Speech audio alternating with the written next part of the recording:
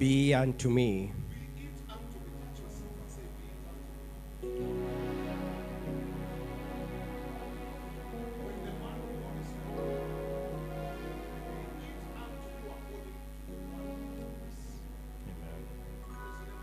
And the angel departed from her.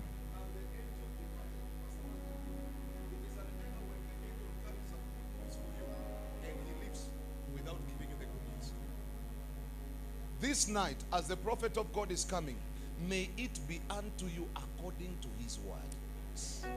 I don't know if I'm talking to somebody. I don't want to live this night the way I could have gone. It will be according to his word. You know what Tumikono sema, may it be unto me according to his word. There is a message that God has placed in the life of the prophet of God, and the message that is in him will deliver your life. May it be unto me. You know what Tumikono anza kuomba, sema may it be unto me. Continue praying, say may it be unto me according to your word.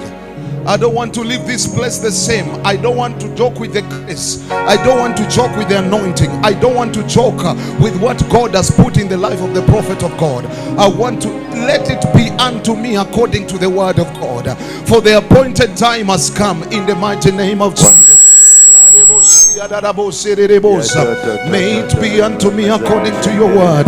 May it be unto me according to your word. I will not leave this place the same. I will not leave this service the same. Let this night be my night. Let this night be my night of encounter. In the name of Jesus Christ, may it be unto me according to his word. Thank you. Thank you. Father, we glorify your name. We worship you this evening. We've come because you commanded us to be in this venue to just glorify your name, to thank you and to honor you because of your holiness. It is not that we were worthy to be here. It is not that we are so important to be here.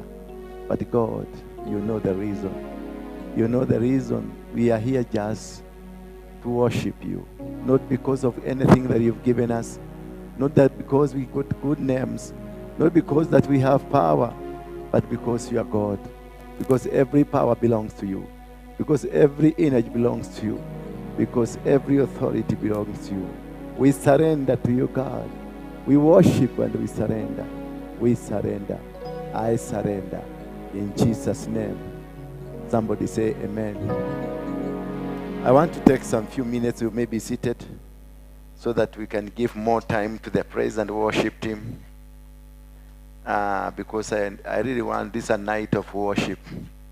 Tell your neighbor it's a night of worship. That we are going to worship. Real worship. Say worship. Say worship. When you are doing worship, it's total surrender to God. It is total what? Surrender to God. May you come this way. I don't want to be looking. Just let them come the other side. Then when you need their pictures, I'll let them come. No, I want all of you to be in this row. Hapa katikati hivi. All of you. Everybody to be inside this pillar. And inside this pillar. So that the others, when they come, they'll find some place to come. Tune nicely, make it nice. You can make it better than that. And I want us to look in the book of Acts chapter number 8, verse 9, all the way to verse 24. I'm happy to see you. Are you happy to see me? Then I'm happy to see you. You look wonderful. You look very handsome. And others look very beautiful. Yes. What is the difference between handsome and beautiful? By removing man and a woman, what's the difference? Not remove gender. What's the difference between handsome and beautiful? No, just remove gender. Remove the man. Remove man. What's the difference? Because because man and a woman, they are all called woo. It's only difference is woo, W-O. The others is man. Huh? It's man. It's like where we say the X, Y, and the XX. Men now are what? Are hard. That's why it's a hard some. They are hard, but there's something beyond there. There is something beyond a woman, a man. Huh? And what is what's a woman? Who can give me the real meaning of the name woman? If you take the letters, the abbreviations, a man with a womb, so it is still a man. Ako na womb. The other one, taken out. No, there is no taken in the woo. W-O-M-A-N. Yes, I want us to use those that are there. Yes, but let us use W-O-M-A-N. And yes, now you got the answer. It's a well-organized man in terms of character and the behavior. Because man, me now, if you come to my bedroom, that is when you will know I need a woman in my house. Because the first thing you meet at the door is my socks, one socks. The next two steps are vest. And I don't know how zinatokeaga, unakuta socks iko kwa murago, vest iko kwa ile kona, trouser iko pale, underwear iko pale. Venye zilikuwa scattered. Who scatters them? Balance kabisa vizuri. Who? Because you find a socks in sitting room, umeharibu baba. You find a socks in sitting room, a vest in the toilet, inside the toilet.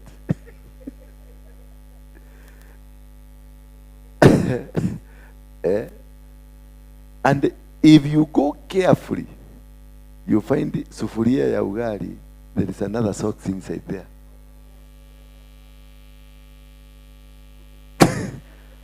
This seems to have ako na story huyu.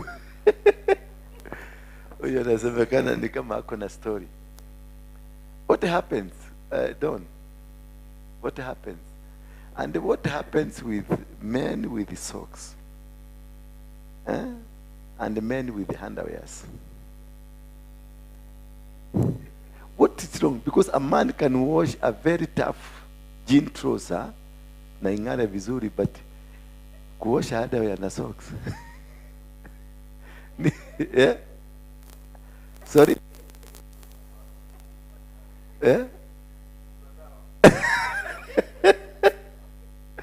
No, I've tried to, najaribingi kufikiria loudly what really happens, because socks na mwanaume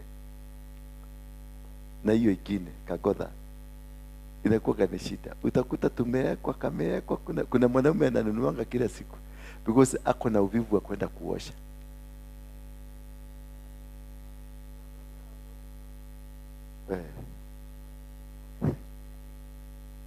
Ni yule mudhuri. This woman hates men. She's talking bad about men. She's so... It's like you hate men. Ni ukweli. Wanaume in the house. Yes. Wanaume in the house. Tujitetei. Bwana asifiwe sana. Unajua these things nijaribu ndio nikapata hiyo jina WO, inasema a well organized man, because the woman when he was created was not created for any other purpose. The reason for a woman creation to come on earth, the man was idle and lonely, so they said let us make him a helper. Let us make what? Him a helper. Meaning a woman is much stronger than a man. Because when a car is stuck in the mud, then some other people will come and help to push. It means the people who help to push are stronger than the car, because the car was unable to get itself out. So whoever that comes and gives you a hand, lifts you up, is much brighter, stronger, and capable than you. So the woman is called that is a helper, meaning a woman is much stronger than the man. We are told that we think with what? This brain and this brain. Because there are two sets of brains for those who went to school like us. Yeah? There are two. The obulagata, there are two. The brain has two faces. So men thinks with what brain? Which brain? The forward. We use this. But women use this and this. Women use both two. But man, we use one. But there's other men who use two. Kuna mwanaume anapenda moshene sana. Akona hii pia. So moshene is not forward, it's backward. Bwana Yesu asifiwe sana. I try to understand the logic hiyo ya kusema they use this one and this one, but this one for women is more active. Sababu you will be my girlfriend ama my wife. Unajua tusiri twangu tuote. Nilikuwa nakojoa kwa kitanda ukanificha. Nilikuwa sijiwezi ukanificha. Nilikuwa nafanya vitu mingi ukajificha. Nilikuwa masturbation ukanificha. Yote miaka 1, 2, 3, 4, 5, 6, 7, 8, 10 ulinificha tu, ulinificha. Sasa nikuje mwaka ya 13 nikufanya kakitu hivi. Nikufanya kakitu, nitakumbushwa mpaka date ile nilikojoa kwa kitanda miaka 10 iliyopita. Nitakumbushwa nilipata kwa bafu nikifanya masturbation 14 years ago, usiku saa 2:30 watu wengine wakikula huko.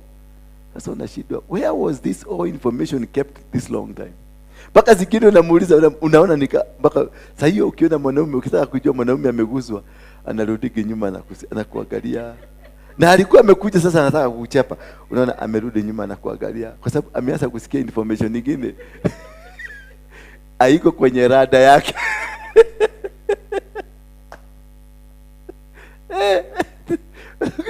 Mwanaume sasa, so ukiona mwanaume ameanza kusema so umemshinda, wacha na yeye tu. Hana lingine la kusema, hawezi kwa sababu umemhit hard. Below what? Below the belly. Kuna siku tuache hiyo story tu.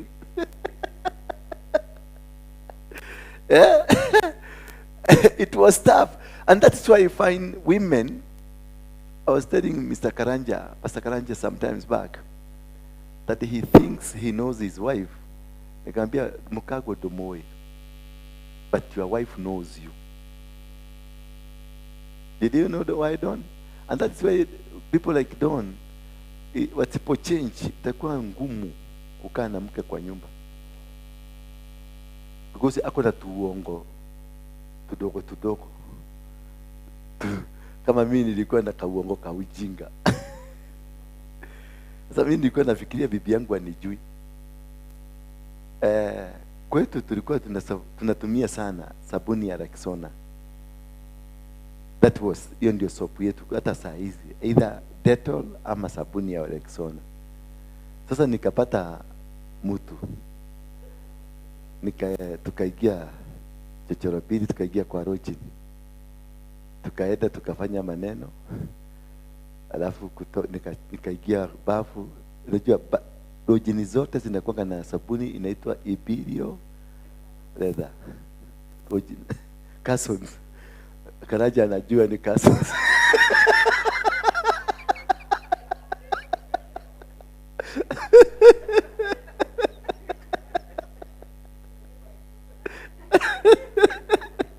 Anajua.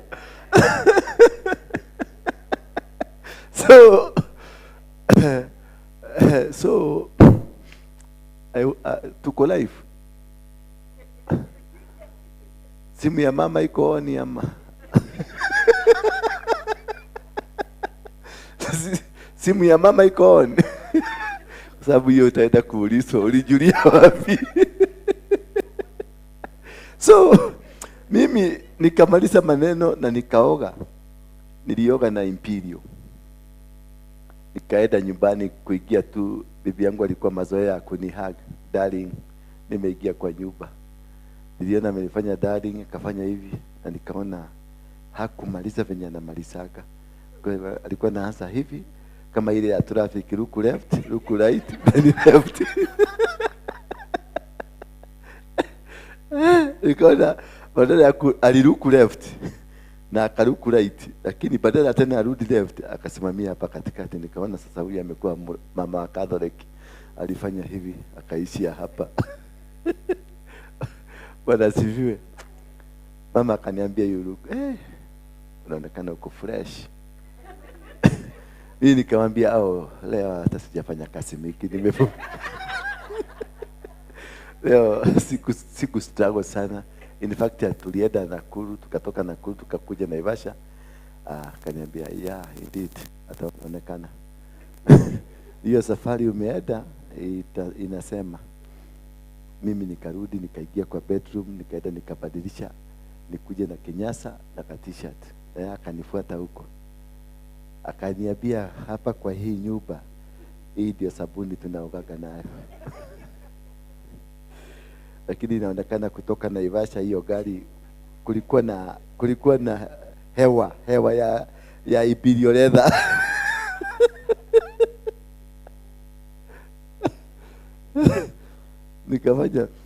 Nikasikia kweli. Then immediately najua sasa tumacho tukakuwa kinajua mwanaume akishikwa tumacho tunakuwa kidogo. Sasa unatafuta matusi kitu itakutoa hapo. Maana mwanaume hata ukimkuta ako on action hawezi mshida. Haiwezi. Ataruka tu. Mimi kuna mwingine hapa Mukuru kwa Ruben nilimruka live. Tumekamatwa ni venye sasa mama analipia kwa nyumba. Sasa mimi nikaenda kwa mama. Unajua Mukuru hapa hakukuagi kwa mtu, mwanamke wote ni mwanamke wetu. Sasa ukaigia kwa mama mwingine alikuwa anaitwa Wapoi. Sasa Wapoi nilipoingia nikakunywa kachai, kumbe anachukuliwa kwa nyumba, unajua ni nyumba za mabati. Anachukuliwa kwa ile kanyumba kingine venye. Sasa nikaekewa kachai, nikakunywa, tumadasi tukakibiriwa na kunywa. Madasi ndio haraka sana kwa slums. Nikaletewa nikaekewa kwa meza, nikaanza kukunywa. Sasa nikaanza sasa kunywa chai la sasa kujitayarisha. Nikasikia mlango pap. Mwanaume. Hiyo kiti imekalia ni ya shilingi 15,000. Kavia hiyo chai imepikwa, hiyo meko imepika. Nikahesabiwa. Nikauliza Wapoi, "Si uliniambia una mtu?" Akaniambia, "Hapana, huyu ni mtu anapenda kunisumbua." Nikamwambia, "Gai, ati anapenda kukusumbua?" Nikaapia mwanaume akamwambia, "Wewe." Akaeka paga kwa mabati pale juu. Nikaona ni njora. Sasa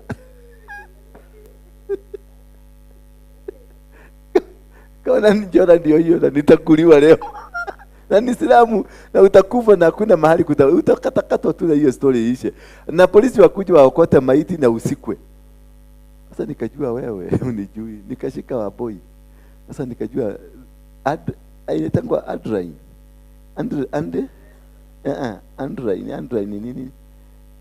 Ile nini ya akili ya mwanaume na ya wanaume inashikanaga.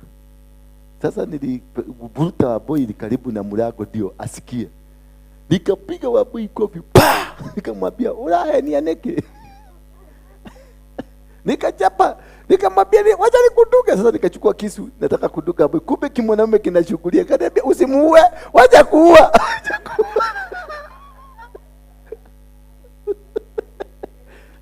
Nikamwambia, "Basi fukua nikuja tuongee. Tumekuliwa pesa mingi. Huyu mama amenikula milioni 1 juzi tu. Hata yeye ananisikia amekula pesa." Sasa akafungua. Alipofungua mlango, nilitoka kama risasi.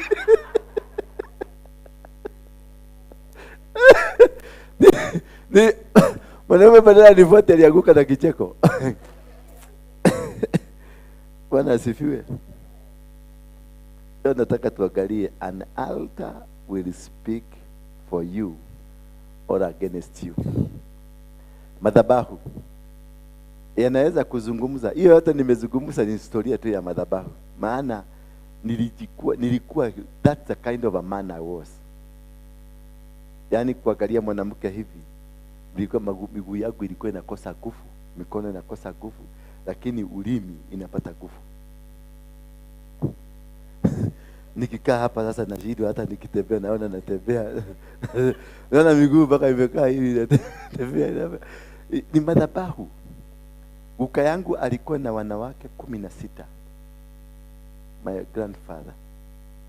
Na he got married, alikuwa na wanawake hao wote akiwa na 27 years. He was 27 years. Na alikuwa na 16. So on average kila mwaka alikuwa naoa. Umeona? On an average. Not wives. Zamani hakukuwa na girlfriends. Siku hizi ndio tumeanza kukuwa na girlfriend. There were no girlfriends. Zamani mwanamke alikuwa reserved. Nikikuuliza nimekuuliza. No any man will atakuuliza. No. Na it is known. Mkijiji mzima. Weka high tu. Punguza bass, weka tu high.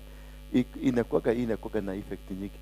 Sasa mwanamke zamani nikikuuliza na niulize huyu na niulize huyu, nyote mnakuwa parallel na mnakuwa respect, mnajua mko na mtu.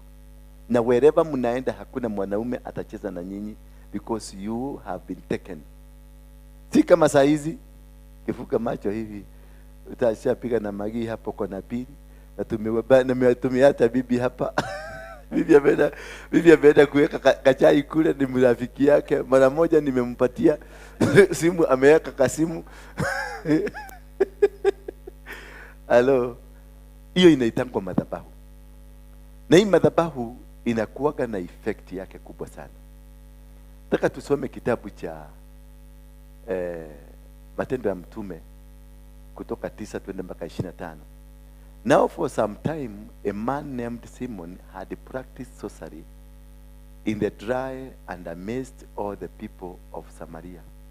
Ni mtu ambaye alikuwa ana practice uchawi. In where?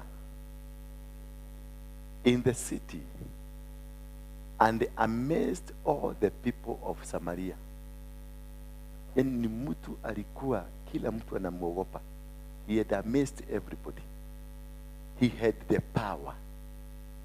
Ni wale wananga wanaitaka abracadabra. Wanafanya vitu vinatendeka. He boasted that he was someone great. Hapo ninataka sababu uelewe. Anasema he practiced witchcraft. Now he boasted he was great. Now the spirit behind sorcery ndio inazungumuza that because I am capable of doing this, I am capable of performing. Now the altar that speaks comes in, inasema this man is great. So the identity of whom you are, it is the altar that speaks in you. Bwana Yesu asifiwe sana. But tuendelee. So this, he boasted that he was great because, and all the people, both the high and low, gave him their attention. Ooh. Because of the altar identifying itself and giving man the glory, the mighty and the low and the high, I came to listen to him. He captured their mind. So the act of the sorcery is not bigger than the identity given because of the act. Because the act is the actual altar. But the event of being a sorcerer is being a sorcerer because of what he is using. What he is using is what that is called the altar. Hiyo nguvu, mamlaka anayoitumia ndiyo madhabahu. Kitendo cha kufanya uchawi kinatoka kutoka kwa the altar. That is what he is doing things. Kama sasa nikiinua mkono wangu nikuwekelea hivi uanguke chini, mimi nitakuwa great. Kwa nini? Kwa sababu ya mkono wangu nilikuwekelea ukaanguka. That action ya kukuangusha chini, hiyo ndiyo imesababisha mimi kuwa mkubwa. Kwa hivyo ukubwa si nguvu yangu, ukubwa si mwili wangu, lakini ukubwa ni madhabahu yaliyo ndani yangu yanayosema. Bwana Yesu asifiwe sana. So madhabahu ni makubwa kuliko mwili wangu, because naweza kuwa na mwili mkubwa na wewe kamwili kadogo, na ukuje uinue tu mkono wako ni ufanye hata ukiwa kwa mbali useme na wewe kimutu kimeanguka. So what is that ambayo imesababisha hayo? Ndio madhabahu. Bwana Yesu asifiwe sana. So madhabahu sio lazima ikuwe ni kinyumba. Madhabahu sio lazima ikuwe ni this podium. Madhabahu sio lazima yakuwe ni haya. Madhabahu yanaweza kuwa mtu mwenyewe ni madhabahu. Kuna watu ambao wenyewe ni madhabahu. Akienda mahali popote lazima jambo litendeke. Akienda mahali atabadilisha anga. Kama yeye ni mchawi, kijiji kisima kitabadilika, utaona watu wameanza kuwa wachawi. Kama ni mtu mtumishi wa Mungu, utaona kijiji mzima, utaona watu wamebadilika. Watu ambao walikuwa hawawezi kabisa kubadilika, utakuta wanabadilika. Na kuwa pastor ama kuwa mchungaji sio lazima kuwe madhabahu. Ni mtu ambaye amezaliwa akiwa ndani yake ni madhabahu. Mtu kama Yeremia, Mungu anasema kabla hujazaliwa nilikujua. Kabla haujazaliwa nilikujua, kwa sababu wewe ni madhabahu yaliyoumbika kutoka zamani. Mtu ambaye ni madhabahu akuja afanyike mchungaji. Kuna wachungaji ambao hawakuwa wachungaji kwa sababu walihubiriwa ama walienda shule. Wamefanyika wachungaji kwa sababu walizaliwa wachungaji. Bwana Yesu asifiwe sana. Alikuwa yani akiwa kipii kihege kihora birori ugo kilikuwa kinatukana kipii kile kingine, kipii kile kinaanguka, because hiki kipii ni kimadhabahu. Bwana asifiwe. Unakuta kuna kipii kinatawala vipii zile zingine zote. Kikisema kijiji mzima kinafuata. Mimi nilikuwa na komandi maumbwa. Mimi muujiza yangu ya kwanza nilikuwa naita maumbwa zote za kijiji. Maumbwa 300 zinanifuata. Na hasisikii mtu. Mimi peke yangu. Sasa nilikuwa naitangwa mchawi nikiwa kama mtoto kadogo. Wewe unaweza kuita maumbwa zote zikufuate. Kijiji mzima mpaka zile zimefugwa na zimedugwa shindano na zinajua kufuata mtu mwenyewe, zilikuwa zinanifuata. Naenda nazo siku 2. Na kule nitaenda kulala kwa kichaka, kwa sababu nilikuwa napenda sana kulala kwa kichaka. Mahali nimelala zinakuja zinashikanisha vichwa zao na miili yao zinanificha na huko ndani. Nikizida kwa nilikuwa natawanga kasauti. Kasauti nikitoa hiyo kasauti, hizo maumbwa zote zinajua hiyo sauti zinanifuata. Hiyo sio kitu ati nilipatiwa na mama yangu. Sio kitu nilipatiwa na baba yangu, nilijikuta nayo. Maana hata kuzaliwa kwangu nilitoka kwa miguu, si kutoka na kichwa. Najua wale walitoka na kichwa walitaka kuchugulia kwanza kujua kama huko ni kusafi. Ndio kama nalitoka na kichwa kitaka nini kuchugulia. Mimi nilikuja na mguu kwa sababu nilijua kule naenda ni wapi. I wanted to look for a position where to can stand. Hallelujah. Hallelujah. Nilitoka na miguu because I knew the first thing is to position myself. Na nikajiposition. Bwana asifiwe. Nataka tuende tu polepole, maana nataka kuweka mbegu ambayo itakusaidia. So wakati huu this man alikuwa mchawi, alikuwa anaitwa Simon. This man and all the people both high and low gave him their attention and exclaimed, "This man is rightly called the great power of who?" So for him, they were seeing the power of God. And that is why it's very important to discern every word spoken to you. Very important to discern any word. Hata mimi mahubiri ambayo nakupatia, discern. Because for them, because of what he was doing, they thought it was God. Yes, indeed, it was a God, but not the God they were thinking. For them, they were talking of a mighty God, the God of heaven. Lakini inside himself, he was not about the God that they were thinking of. They followed him because he had amazed them for a long time with his sorcery. So this uchawi will make people follow you, will make people come where you are. And because of this, will produce a spirit of people following it. Na unakuta mahali popote unaenda, people will follow you. They followed him.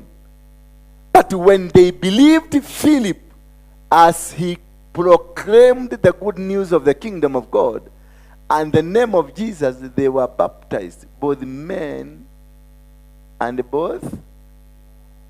The sorcerer did not baptize them. He didn't have the capacity to baptize them. But when Philip came in, akakuja na madhabahu ingine ya jina la Yesu Kristo. Ninakwambia, the altar will speak for you or against you. So the same thing they believed in, that this is a man of God, a real man of God has come and has changed the situation. The Simon himself believed and was baptized. Himself also believed. Remember, this is a man that was feared. This is a man that was doing marvelous. This is a man that was alikuwa nafanya mavitendo mamambo. Lakini Philip amekuja kwa jina la Yesu. Philip amekuja kwa jina la nani? La Yesu, na kataja jina la Yesu, na mambo yakabadilika, watu wakabatizwa, wengine wakabadilishwa maisha. Nasema Simon himself believed and was baptized, and he followed Philip everywhere. See now, the man that was being followed, now he's following another man. Bwana Yesu asifiwe sana. Hiyo ndio inaitwa nguvu ya madhabahu. Madhabahu ambao unatumikia ni madhabahu aina gani? The man ambaye the high, the Bible saying, walio wakubwa na wadogo walimfuata nani? Simon, kwa sababu ya miujiza ambayo alitenda. Lakini wakati Filipo alikuja na jina la Yesu, likakuwa jina la Yesu ni kubwa kuliko madhabahu ya Filipi. Nao Filipo kutoka hapo akaanza kumfuata nani? Kumaanisha hata wale wote walimfuata Simoni, wote walimgeuka wakaanza kufuata nani? Kule Filipo, kule Simioni alienda, wote walienda, maana kitendo kimefanyika ambacho ni kikubwa kuliko kile walikuwa wamekizoea. Bwana Yesu asifiwe sana. Madhabahu ambayo unayafuata ni madhabahu gani? What kind of altar is speaking in your life? The higher altar speaks power over the lower altar.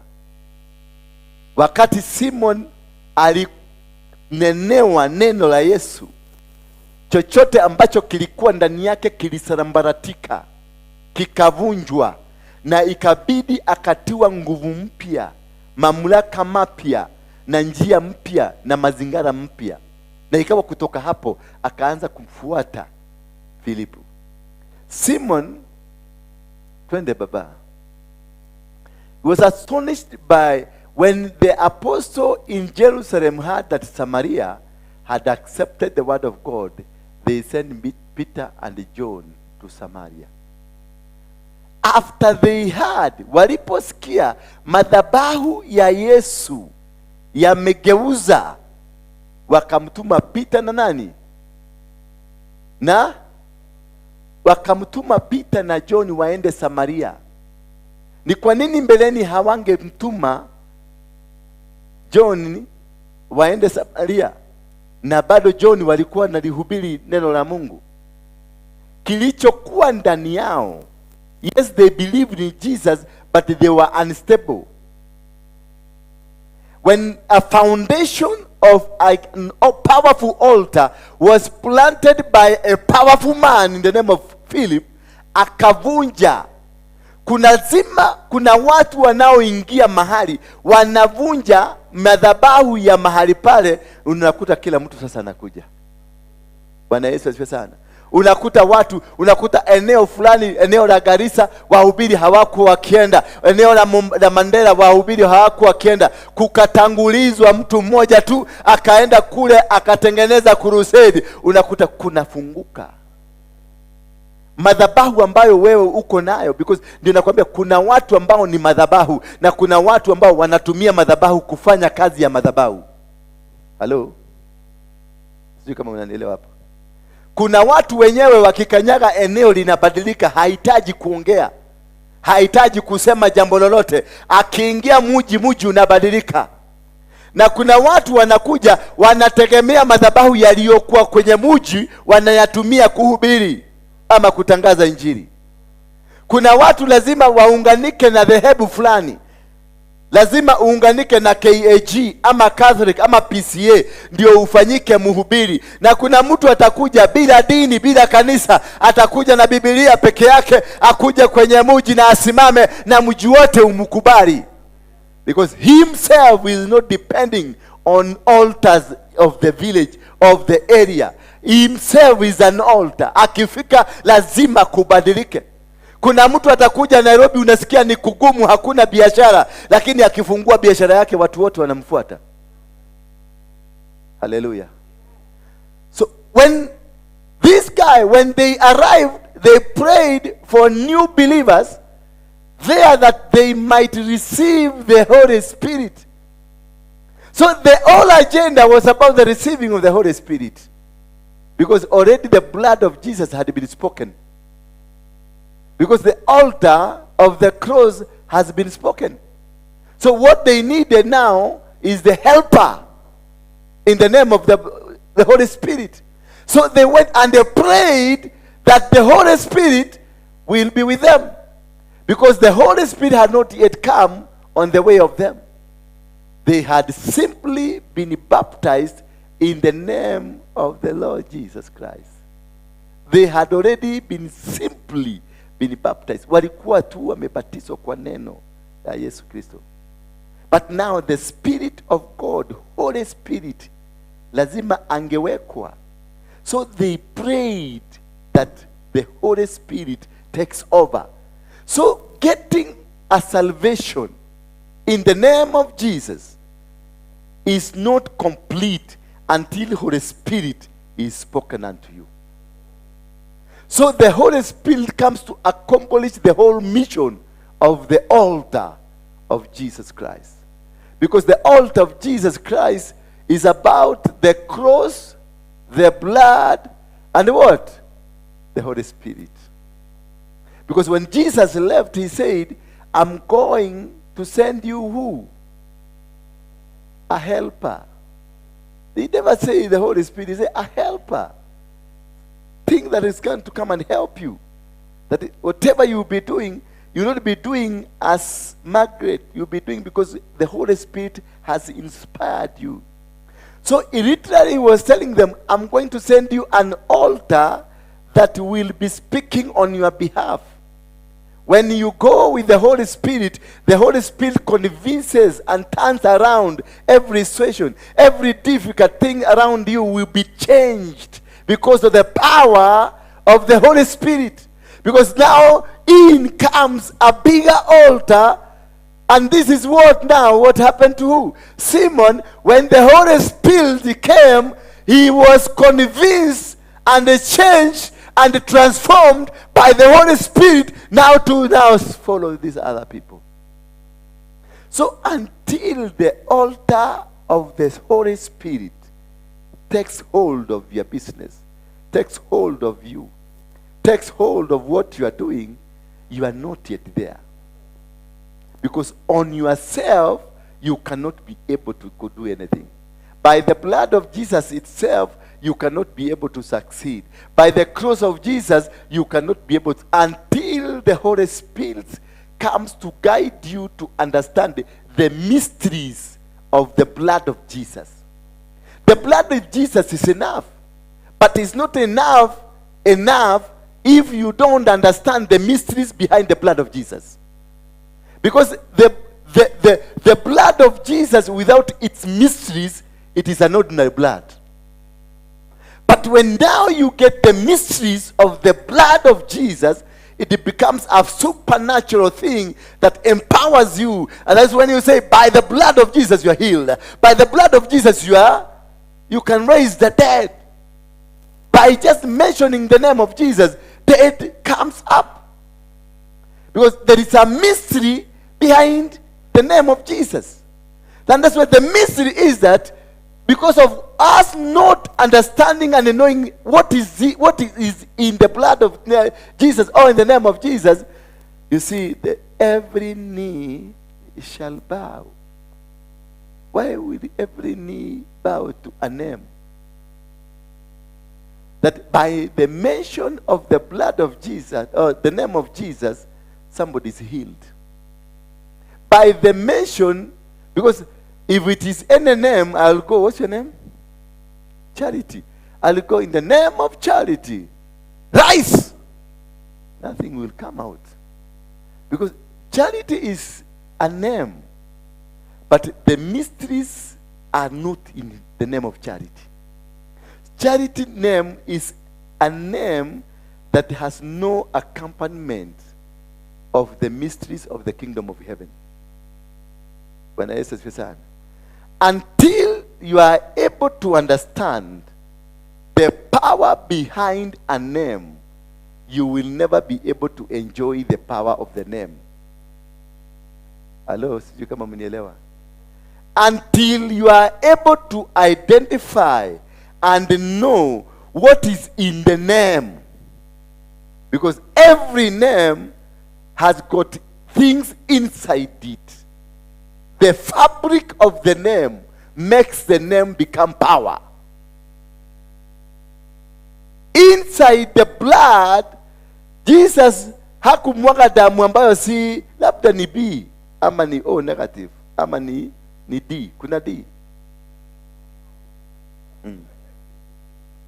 It's an ordinary blood. But inside that blood, there is a mystery in it. Because when you say, by the blood of Jesus Christ, you are healed. What is that is inside the blood? That is the altar. That is what we call the altar of the blood. So how many altars are there? In Jesus Christ, there is an altar in the name. There is an altar in the blood. And there is an altar in the cross.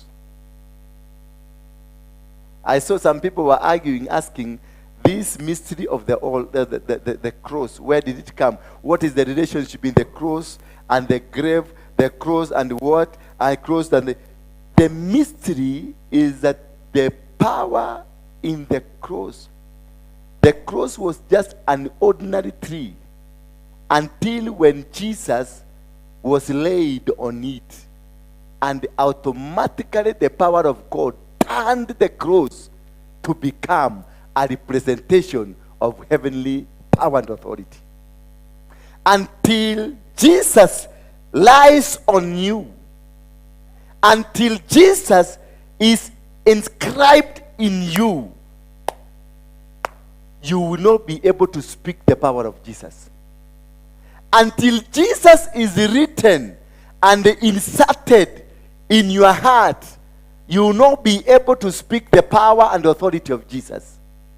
Until your brain is full of Jesus' power, you will not be able to claim the mysteries associated with the name.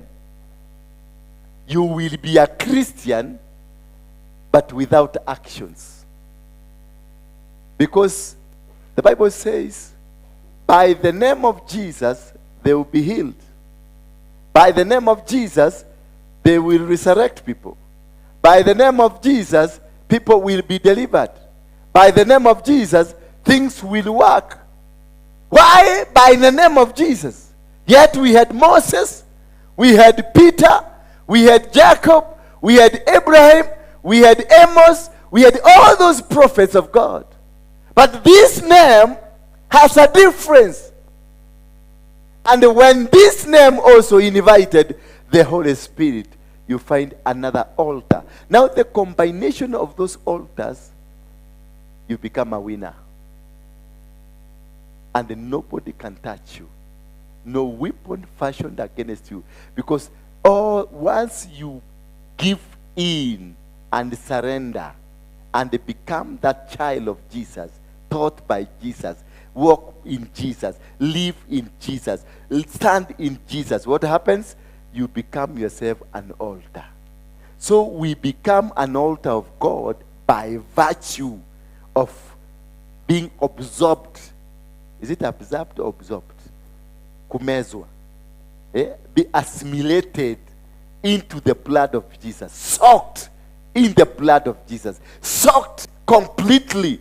Then you find our actions, our behavior, and our character resembles of Jesus Christ.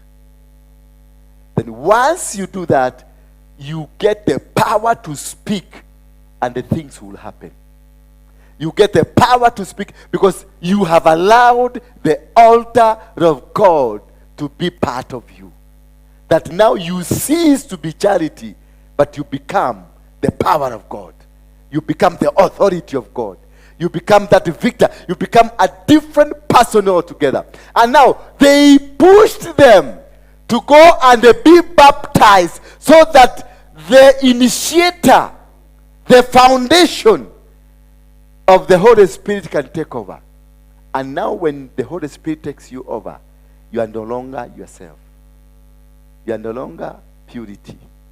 You are no longer karanja. You have the power to speak and it will happen. You have the power to say and it will happen because you are no longer speaking on your behalf, but the one that is in you will be speaking. So when you allow Jesus to live in you, when you allow the character of Jesus to walk in you, if you allow the Spirit of Jesus to be around you, and the Holy Spirit take control over you, you become a different vessel that God will use. You will not need to do anything special. You need only to mention Jesus, and the things will change. You will not need just to say the blood of Jesus, and things will change. You will not need to be speaking, preaching to people, and telling people a lot of things. You will be working with wonders, and the miracles will be following you. They say, when you will believe and walk according to the plan, according to where God has taught you, what happens? Wonders and the miracles will do what? Will follow you. Not you following the miracles. Most of you are in this church because there are miracles that are being performed. So you have gone to Kakande, you have gone to TB Joshua, you have gone to who? To Ezekiel. Only that you didn't to Mackenzie. That's the only thing, the good thing I know. You have not gone to Mackenzie because you will be dead. No, singekuwa na waona. That's the only proof that we have. You have not gone to Mackenzie. But the whole thing is that you have moved from one church to another church because in you, you are empty. If you had anything inside you, you will not move from this church to another church. You will not move from where you are to another place. Because you got the power that you are looking for. You got the healing power that you are looking for. You got the commanding power that you are looking for. You will not be able to be moving, to be closing the eye here. You go and be told, sit down, simama, fanya hivi, ora papa, ora keke, ora sasa. No, because already in you, you are an altar. When you fully accept the authority of Jesus, the blood of Jesus, the body of Jesus, the character of Jesus, and the Holy Spirit, automatically you are transformed and you become a super human being. So money will follow you. Business opportunities will follow you. Land will follow you. Because this will be commanded by the altar you. That is why you see people take their title deeds to the man of God. That I have given this to you. People bring in their money to the man of God. People bring logbooks of cars to the man of God. People bring manner of things to the man of God. Why? Because man of God has been transformed not only to be a man of God, but a representation of the altar of God. That is why you are bringing your title to connect yourself with this altar that is operating here. Meaning, if I am to walk with you today, lazima na mimi nitatoa and tukubaliane, the altar in me will transform you. And they are saying they went to teach them and preach to them until they baptized them so that they can receive the Holy Spirit. So they knew without baptism, the Holy Spirit will not come. So this man will be a man of God, but not complete man of God. So why are we failing in our lives? Because the altar that is in us is not complete to command. We are failing in our life because the altar that is in me, that I'm calling Jesus, Jesus, and nothing is happening because Jesus is not completely in me. That's why whenever I mention the name of Jesus, there is no power that brings the name. And as a result of the name coming, the power comes. Because you need to mention the name of God and the power associated with the name to come. Now you are mentioning the name of Jesus, but there is no power. It is a house that has been wired. Iko na wiring kila mahali, but there is no connection of electricity. That is how you are. You don't need to go to hospital because you are sick. You don't need a doctor. You don't need to go to a prophet to pray for you because you have cancer. You don't need. If by the blood of Jesus you are healed, I am a follower of Jesus. I'm walking like Jesus. I live like Jesus. I have Holy Spirit with me. Then I am an altar that heals. Healing is, the healing comes by the altar. That is why you go to any hospital. They have a slogan at the gate. And every medical practitioner, they have a slogan of a snake. Did you know that? They have what? Go Kenyatta Hospital. Go to Nairobi Hospital. Go to KMPD. Kenya Medical what? The training school. KMTC. World Health Organization. Anything health. Because that is the altar they use to advocate their agenda in the world. Hospitals are not meant for Christians.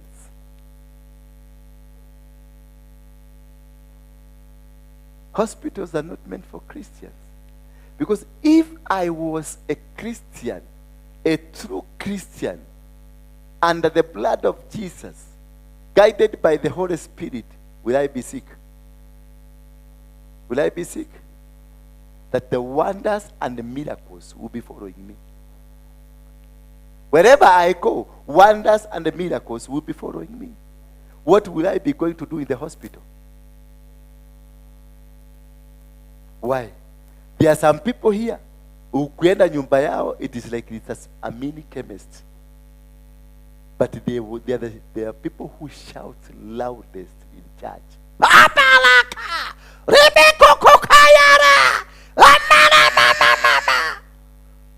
Then after finishing, ora mama, ora kaka, you go ask the usher here, can I get some water?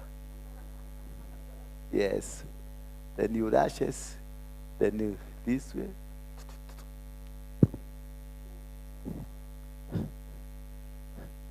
You swallow like 10 tablets.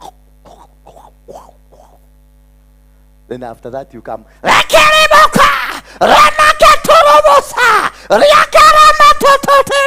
So you ask yourself, where is the Jesus in you?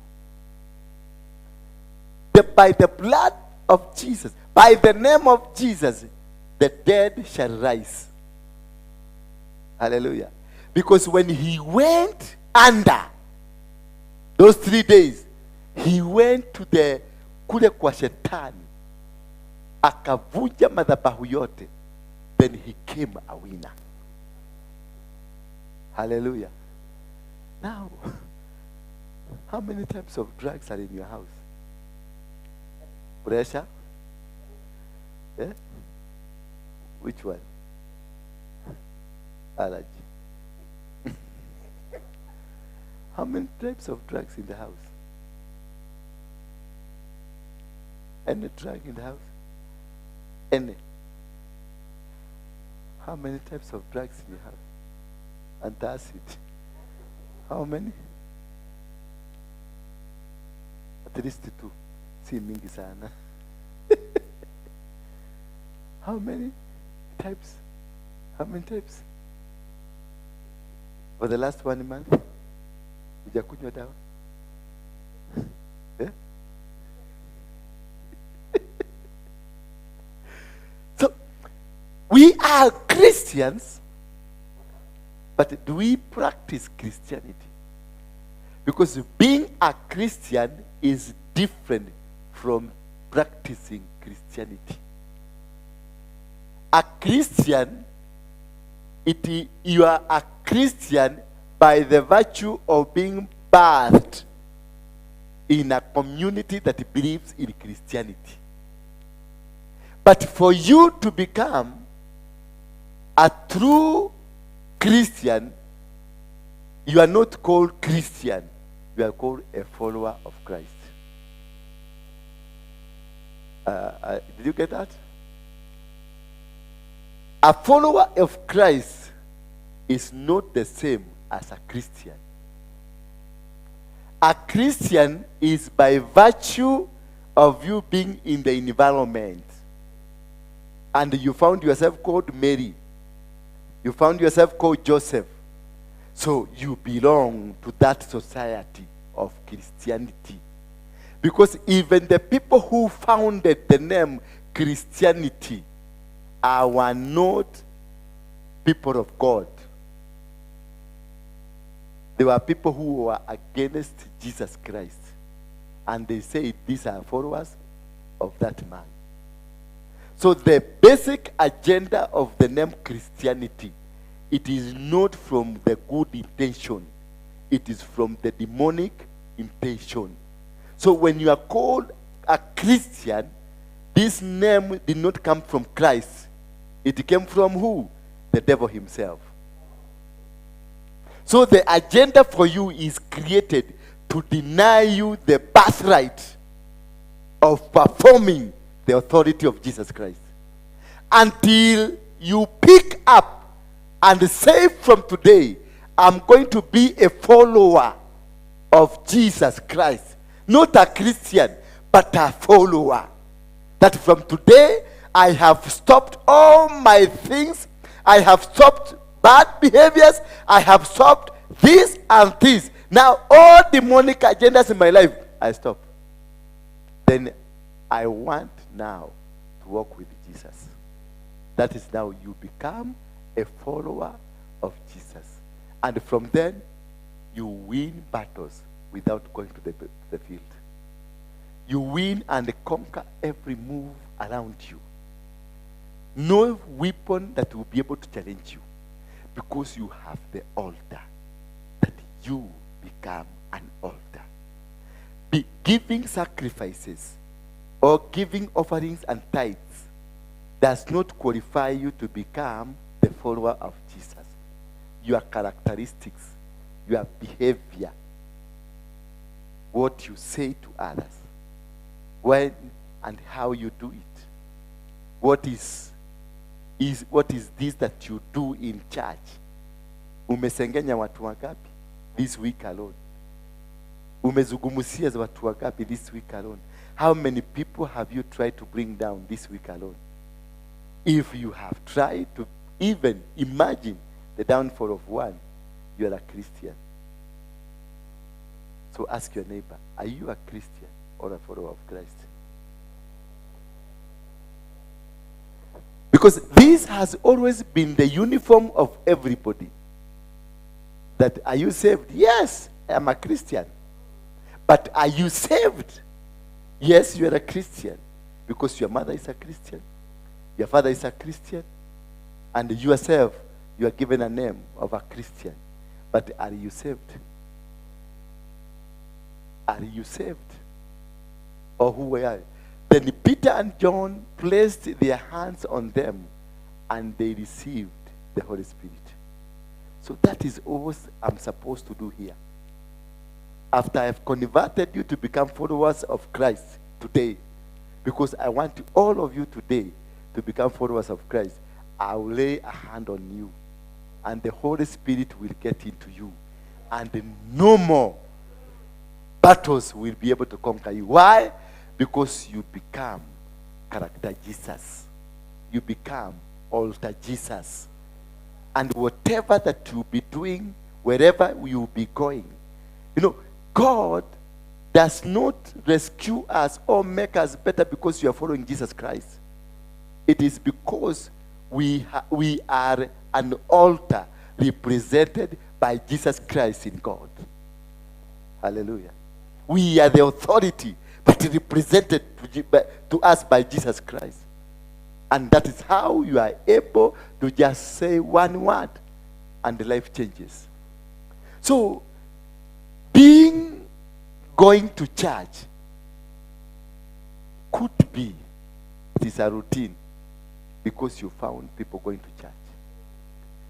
If you came to church because of a miracle, then you have missed the mark. If you came to church because your mother asked you to go to church, you have missed a mark.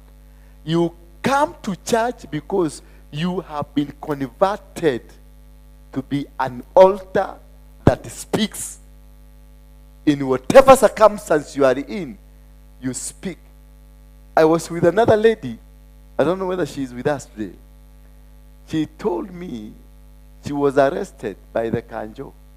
And when they went to court because she was practicing sorcery, she would utter words and then hold the fingers. Then will tongue tie the judge. And then she will tell the fingers, Jaji, uniachirie. Sema, imeachiriwa. And then she will remain and wait for the judge. The judge will read and then will say, koti imewacha huru. That's real practicing of the power of the altar that you have. Now, I am a Christian, but I cannot move an inch. I cannot even kill a fly by the power I have. Because to me, I am fake. If you're a Christian, but struggling and crying, If you are a Christian and you are still poor, if you are Christian and you cannot manage yourself, if you are Christian and your locker is full of drugs, it means there is something you don't have. You are faking where you are. Unfortunately, again, ukienda kwa shetani, you are also fake because they don't recognize you. Na ukienda kwa Mungu, you are also fake because they don't recognize you. Now, where are you? That is why you find most Christians are the most, 90% of Christians are the most confused lords. Very confused. Like now, even Al-Shabaab comes from there. And he tells you he's going to spare non-Christian. And you must come here, and they abuse Jesus 10 times. And then he gets one person and blows the head. How many of you will walk there, Christians? How many of you here will walk there, Christian? Is there any? Is there any? None of you, including Pastor Karaja. None of you. None, including myself. I will try some language. Because in me, I'm fake. I am not grounded in the name of the doctrine of Jesus Christ.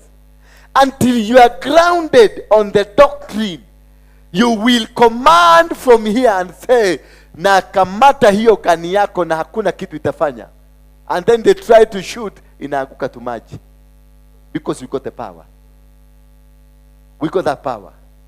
But because you are fake, because of the foundation you are brought up, you are not brought on a true doctrine of Jesus Christ. That is why you are fake. Jesus himself was, aliwekwa misumari, and he was there. He died and he came up. Why are you not able to perform the miracle Jesus performed? Why? Why must you go from one church to another church seeking for miracles? Why must you go from one church to another church singing for kigoke motu? When we do get the kama hidamaya, they do are yoka kigoke mo. Next, please. 18. When Simon saw that the Spirit was given at the laying of the apostles' hand, he offered the money because he knew this is real power. He knew this is what? This man was a genius. And he saw this power is coming from the hand. He gave the money and said, give me also this ability. Give me this ability. I want to do it. Huh? Give me also this ability so that everyone on whom I lay my hand may receive the Holy Spirit. Now for him, alikuwa anataka kuchukua possession. Atengeneze pesa. Hallelujah. Is that not what Christians of today are doing? We did some yesterday. It was yesterday. A woman here that was delivered. And they gave us all where they did. Pale kwa ile roundabout. Ndio ameweka kachupa kako na damu ndani na kamuchoko kamutu. From all the way from Nigeria to stop people from coming here. Mulikuwa hapa? How many were here? They saw it. Yes. Yeah? You saw it online? You are online people. We are real people with real power here. Real people. We saw it. Real time. Bwana asifiwe sana. Kumbe they had done it. And some people will say that there is too much prophecy here. Yes. I'm going to increase the capacity of prophecy. That's why I teach the word of God. So that the light of God can have its position. When the prophetic word, when it comes, whether it is fake or not, listen to it, discern. Why fear? Hata shetani akikuja atoe unabii, listen to him. Don't usimfukuze. Listen, mupatie wakati wake aongee. Then you got the power to discern. Atakuja na atajisema, mimi ndio nimejificha hapo, na utajua amejificha hapo. Now I know kule walitufugia. Nimeenda nimetagua hiyo vitu zote. Nimeenda hiyo kachupa nimeenda nimekatoa. Nikatuka mtu nikakatoa. Ningejulia wapi kama si prophecy? Ningejulia wapi? Singejua. So you need the full body of Christ. All the gifts, let them work. They are not yours. Hii ni nyumba inaitwa ni nyumba ya Mungu hapa. Meaning hapa baka shetani yako. Yes. Kana goma ndani nyumba eno. Goma agi aga nyumba eno ni biashara iko turaruta. Our business is the devil. So he must be around us ndio tumuchape. Bwana Yesu asifiwe sana. Kama shetani ametuwini sisi zote, atashinda kikuja hapa. Si ataenda kutafuta kule kwingine, because he is here because he want to win you back. So the devil will be here.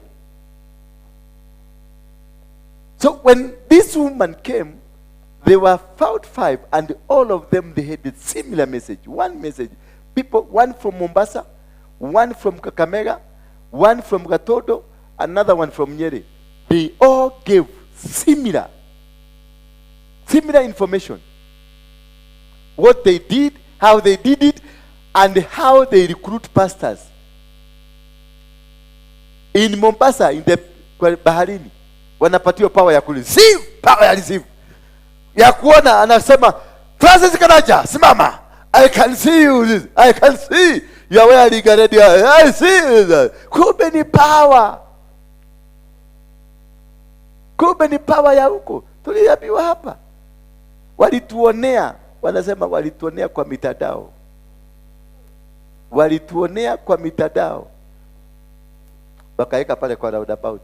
And that's why normally I tell you there is a spirit called the spirit here roundabout. Bwana Yesu asifiwe sana. Na ikikuja inamangwa. Alafu walisema huyo mwingine yeye mwenyewe akasema ati wametoa walikuwa wametoa watu kutoa kungoa kutoka hapa. And she demonstrated how they were doing. So we have a victim, Beatrice ndio mmoja. Ukiuliza Beatrice alitoka kanisa atakwambia ni nini ilifanyika. Hebu muulize. Unajua anatafutanga appointment akuja jaribu kunieleza. Sasa na munyima appointment kwa sababu ayoga kudaleria yake. Ndia muthukiria mathaa make kina ndoi. Kugeria ugakunjiguithia, kugeria guturia maru atendekera. Ndia kurekera kina nginya ndui. Ndia kurekera ki wewe mwenyewe ujui what happened to you. Unakuja umejaribu kutafuta language mingi. People just they did it. Wali organize wakapaga na wakakungoa. That's how we find ourselves in this man. Peter answered, may your money perish with you.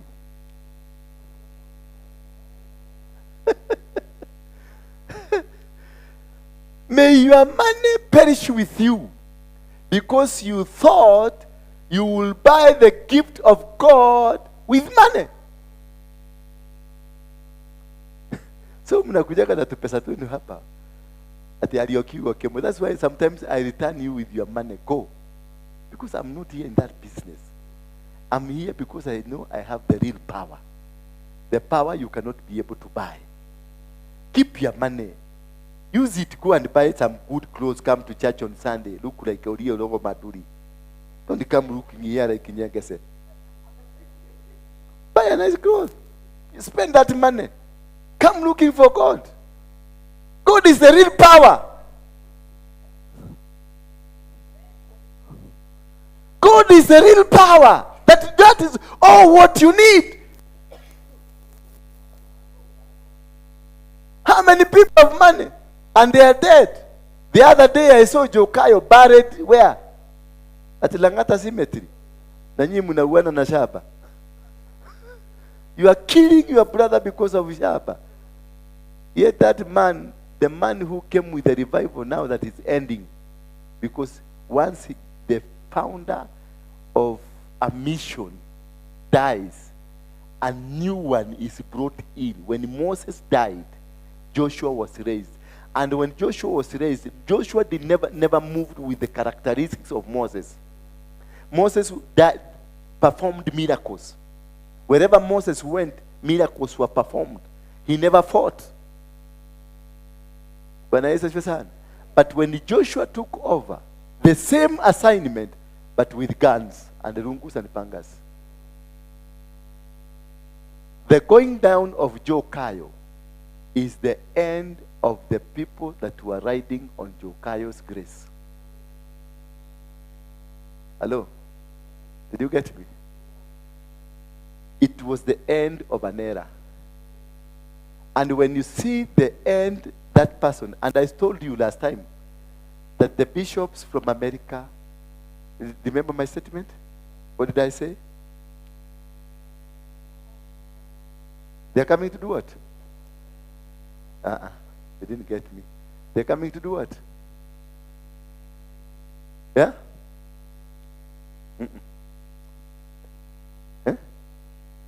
Huh?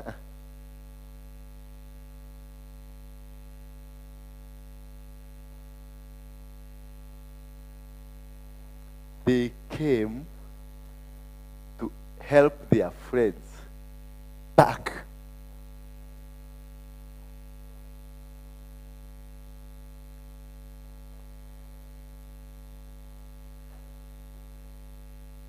When you are transferred from Nairobi, you are working from a company. You ask for that movers, stand movers. And then you call your friend for a farewell party. Then you'll go. Those Akina Rodney, Akina what, all those who came, they are part of the grace that Jokayo was carrying. And these people, because they must be ushered in to the next level, their colleagues must have come to assist them to go. That is why you saw when they in our stadium, they were prophesying to themselves.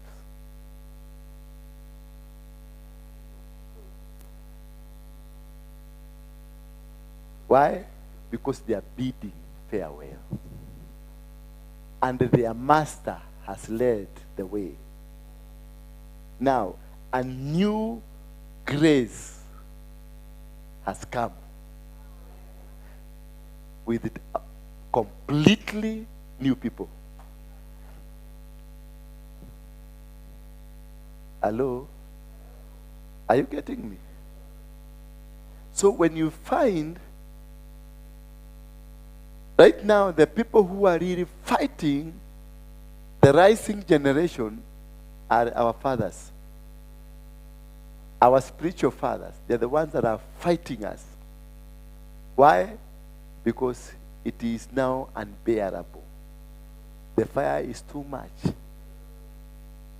The dynamics have changed.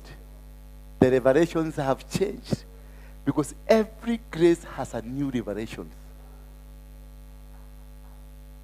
Every grace changes with the people, with the new divinations and revelations that will come. And the people will not be able to understand you. And God will never use the people that are understandable. That the people you understand easily are not going to be used. The people that are going to be used, you don't understand them. They will be speaking before you and you think this person is a trash. They will be speaking before you and you think this person is a drunkard. They will be speaking before you and you think these people are wasting their time. But my friend, they are not wasting their time. It's that you don't understand their language. Until such a time you will be able to understand their language. That is when you will come to understand. But unfortunately, when you are going. Could you imagine? All those fathers taking a body to Langata Cemetery. All those fathers and the cars that were driving towards Langata Cemetery are expensive, 20 million shillings a car. with chase cars. And there were about 300, 500 cars of the same, of 20 million plus.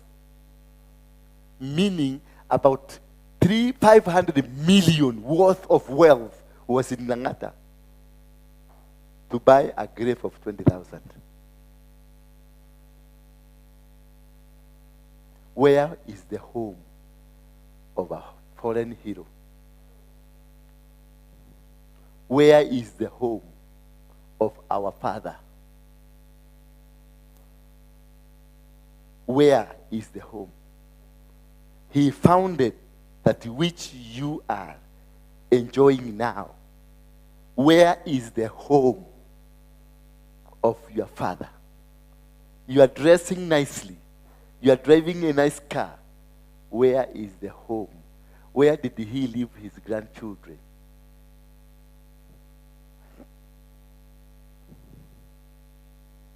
Did you ask yourself that question? Did you? Did you? Meaning this is a blind generation. The generation is completely blind. They never saw it coming. There was no prophecy or a prophet to tell them this is going to happen. For them to prepare. The righteous people, they understand, they know the times and the seasons. They are able to detect the direction of the tides. Hello? And then you have no part or share in this ministry because your heart is not right before God. You got no part. Yes, you call yourself a Christian. You call yourself a holy person. You call yourself the powerful man of God. But the Bible is telling you, you have no part or share in this ministry because your heart is not right. Ask your neighbor, is your heart right with God? What did he tell you? Answer? Did you hear the answer?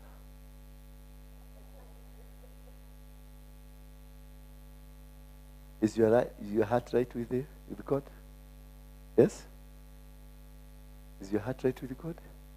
Really? Are you sure? Is your heart right with God? 100%?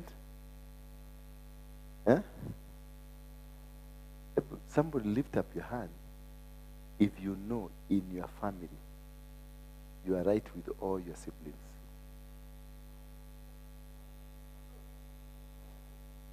You are here and you are right 100% with all your siblings. Inua mkono yako juu.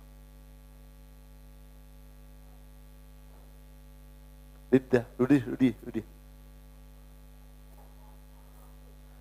You have no part or share in this ministry because your heart is not right before God. Your heart.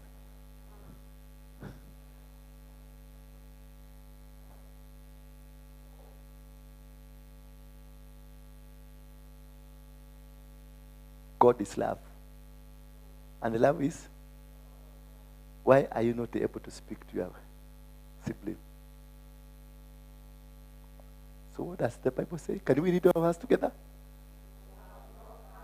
No, stop. 1, 2, 3, go. Which one? This one. Because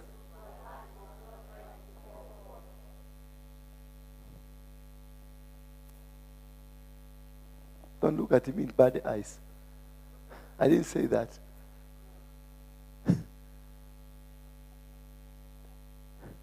How will you not be able to speak to your neighbor? Then you come here to proclaim that you love God. How do you have a brother? Like myself, I have a brother I don't talk to. And I'm here preaching the word of God.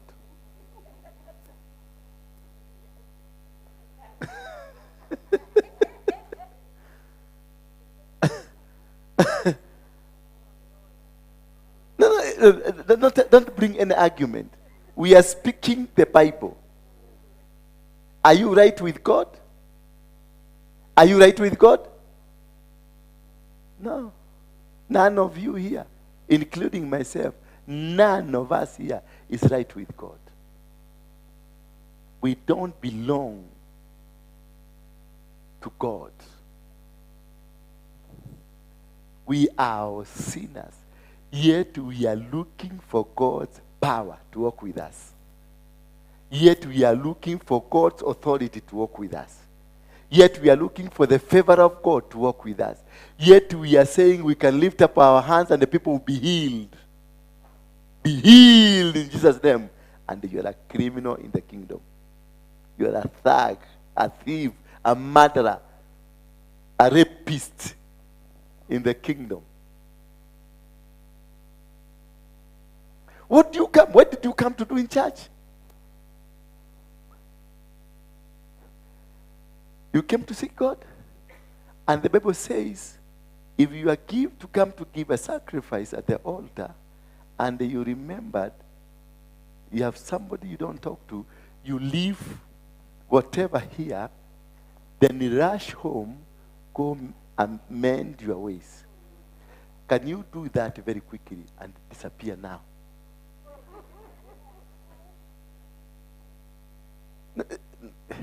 We are practicing the Bible. Let's now do practical Bible. Bring sadaka zenu musiende nazo. Wekelea pale. Then muodoke muende mkatengeneze peace. Alafu then come back.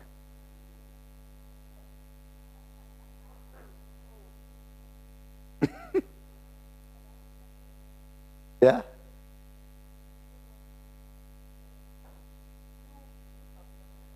Yes. Yes. And you got no, they don't want to, you didn't want to see you. And so meaning you are cut from them, you have no power to them.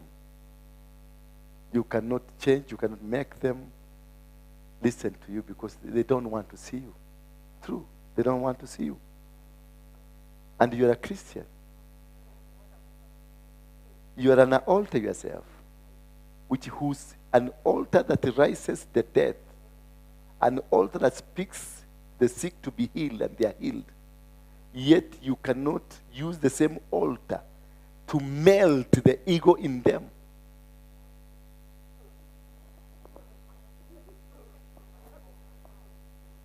Hello?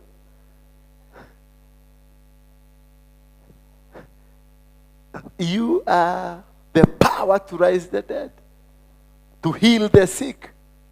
But you don't have the power to melt the ego in your brother. What the irony is this? What the irony is this? These are spaghetti Christianity.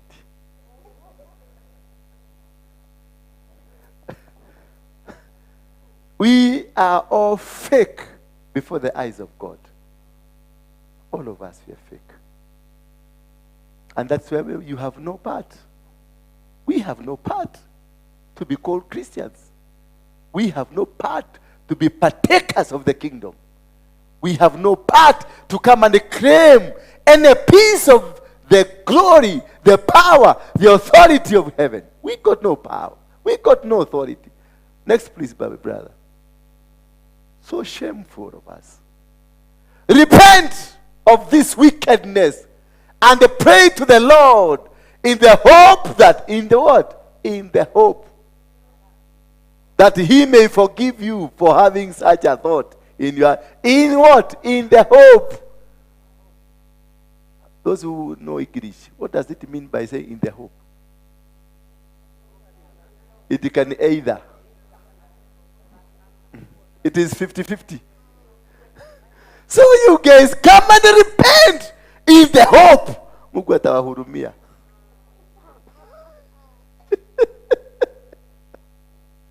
Repent of this wickedness and pray to the Lord in the hope that he may forgive you for having such a thought. Just a thought. that you can buy the glory of God.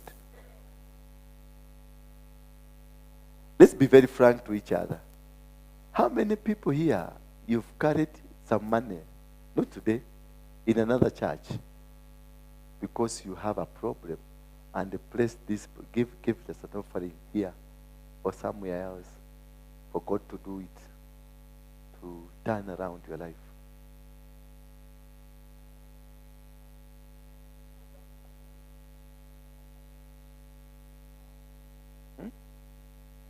You have.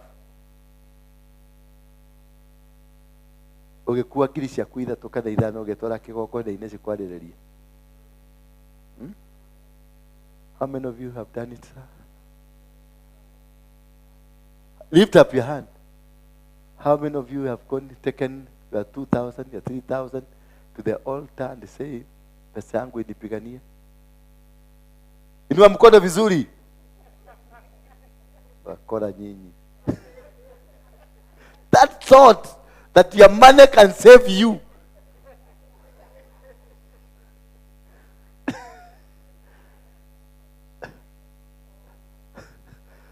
Where did you go? They have not. Was it 22? Go back. Repent this wickedness and pray to the Lord in the hope that he may forgive you for having such a thought in your heart, that you can be able to buy God with your 3,000 shillings.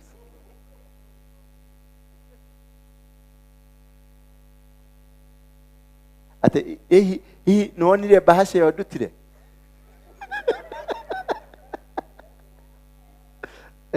Nuonire bahasha ya ndutire. Mundu wa Ngai, bahasha yuma ndugu gukira iria ingiri. Hata unaandika jina na namba ndio upigiwe simu. No wada hapa. Ninachukiwa, najua mimi siwezi kupigia simu kupitia kwa bahasha yako. I can't.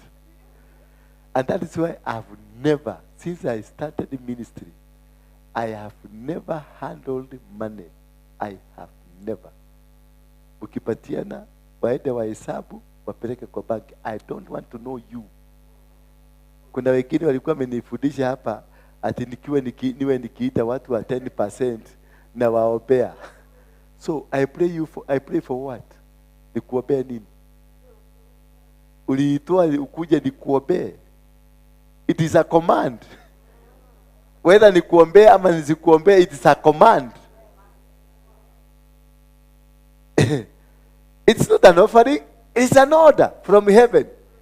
Bring your tithes and offerings and your first fruits and see whether I will not open doors. So it is the key to your success. You don't need my prayers. You don't need at all. But the people who come until akupatie bahasha yake ya 10% ya kushikisha kwa mkono, ndio ataamini. Atadia radhi mbogotire. Man of God, yoyote has got no power over the 10%. It is not for men of God, it is for human being. Hallelujah. 10% is not for Christian. It is for human. It is the principle. 10% is a principle of the kingdom. What were devil worshipper, they give 10%. The Muslim, they give 10%. The Indians, they give 10%. It is not a Christianity thing. It is a principle. There are those things of Christianity, holiness, but there is a principle that this must happen. It is all around. Everybody gives. Sacrifices are not for Christians. Niliona kimama kingine kikisema ati kilipelekea nganga. Huyo mama mimi namjua. Alikuwa anafanya deals za Safaricom, akatengeneza pesa. Pesa yake akaipeleka Desi. 40 million zikaenda. Akatoka hapo huyo mama akahurumiwa na mama mwingine rafiki yetu, rafiki ya mtu mmoja hapa mshirika hapa. akaishi kwao hapa hapa kule itakuwa Tegekoba. Huyo mama huyo nani, the sister ambaye ako hapa kanisani, mama yao ndiye alihost huyo mama. Alikuwa amefilisika, akaanza kuhubiri kwa mabasi. Huyu mama wa huyu mtoto, huyu msichana anakuaga hapa kanisa hii, mama yake akampatia 100,000 aanzishe kazi. Akanunua miavuli. Hiyo miavuli badala aende akauze, akapeleka kwa Harrison Ng'ang'a. Ati ni sadaka amepeleka huko. Hiyo sasa ndio naambia Ng'ang'a amrudishie. Ati alipeleka mamilioni ya pesa. Hakuna! Ni mama amekuja hapa, nimemwombea hapa juzi tu. Na nikamwambia lakini ni kama ni depression.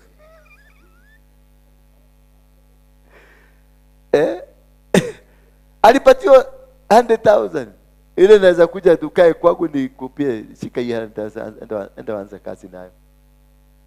Hiyo ndio anasema alipelekea Ng'ang'a. Temagogona twalutaka magogona. Nobody, because you have taken it a doctrine that ukipeleka hii kiti itakupigania. Sio kiti inakupigania, it's a thought. This man is being punished because of what? Of having a thought. It is a thought. Your sacrifice is a thought. And Genesis 22:1 says, after all these things that happened to Abraham, God decided to test Abraham. So it was not that God wanted to kill this young man, but he wanted to test Abraham, whether this thing that I've given you, can you restrict it from me? Hannah was praying, and she prayed for quite many days until she changed the thought of prayer. Hannah was praying for a child. Fafahe mwana, baba nipatie mtoto. That is what the prayer of Hannah was. But God has his own selected people to produce that he wants. Did you know that? Mary, the mother of Jesus, was a chosen woman to produce Jesus. The mother of John, the same. Mother of Elijah, the same. Mother of Moses, the same. Mother of Isaac, the same. Mother of Jacob, the same. Those are mothers selected.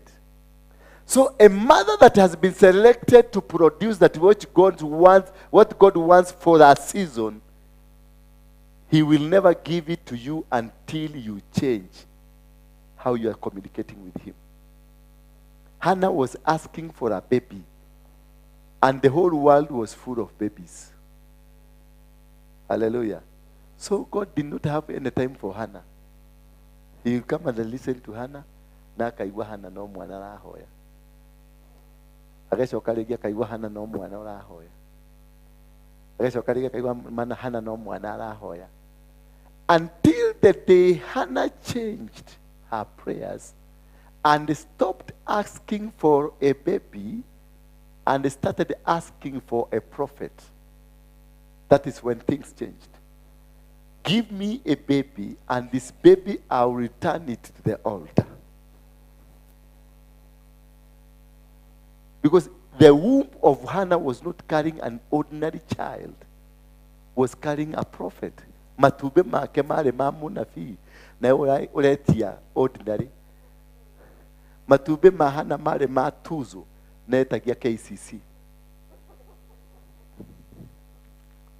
It can't work. They will not be released because there is a password for the prophetic prayer. There is a password to release that which is prophetic. So Hannah was using password in andikwa LTKK. Yet she was supposed to use PKKK. So when you are speaking, nobody's hearing you. You both are asking for a child, but this one is different for them. They're the children. Because what you are carrying is not ordinary. So you cannot use an ordinary prayer to bring an extraordinary thing. You must be extraordinary for your things to be extraordinary. But you can never be ordinary, then you convert anything to become ordinary, extraordinary. So Anna had to change the prayer and stop asking for a baby, change the prayer to ask for a prophet of God. Because already David was born, and somebody to anoint David was in the womb of Hannah. So there is no way, because God has chosen Hannah, wewe ndio utabeba nabii atakayemwagilia Musa mafuta, Daudi mafuta. So there is nothing, angeomba hata aombe, nothing, only that she could have delayed the process of God. Bwana Yesu asifiwe sana. So sometimes because of our lack of understanding what we are praying for, or how we are asking it for, that is why we have delayed our projects in heaven. We are all projects. You are in business selling biscuits, yet you are supposed to be selling sweets.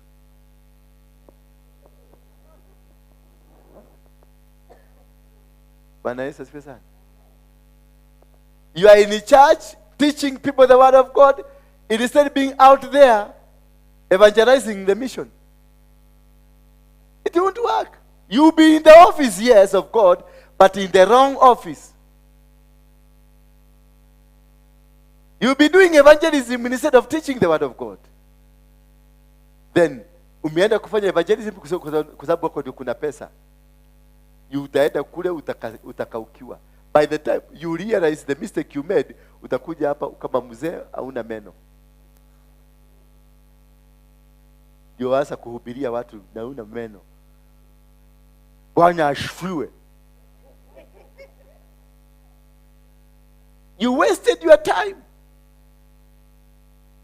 Ni unakuta kamsee kanakuambia vile kaliokoka 1968. Na ako na briefcase na hana kanisa, na anataka kuja kanisa hii aanze kukukalia.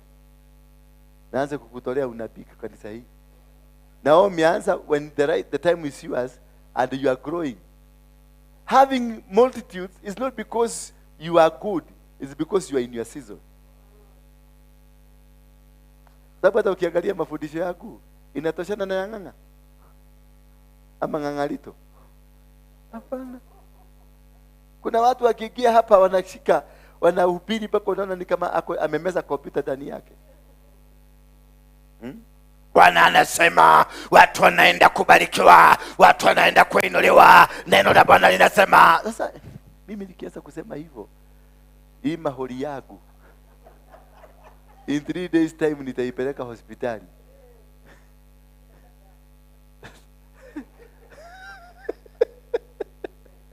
Naambia uko na bronchitis.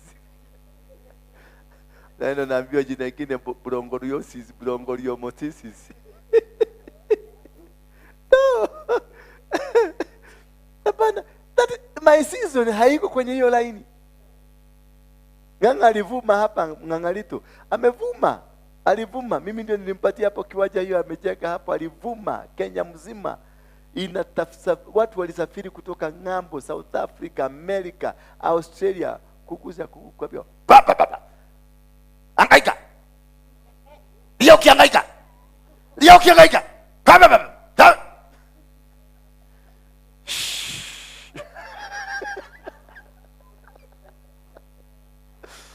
yeah.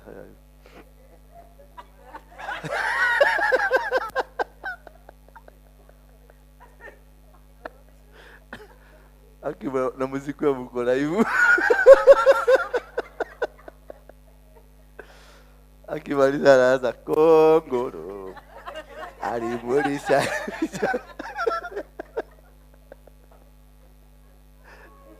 That's my father. I love him. Yeye ndiye aliniombea wokovu. I love him. He's a worshiper. His season alivuma na akakamata mji wa Nairobi na akavunja mapepo. He's the only man alijaza hapa Uhuru Park inajaa hivi. bila kushikana mapasta kama 100. Him alone. Walijaa, tulikuwa tunaenda huko saa 9 unakuta watu wamejipaka kiwanja, ng'ang'a anakuja. Gogoro. Alimuri.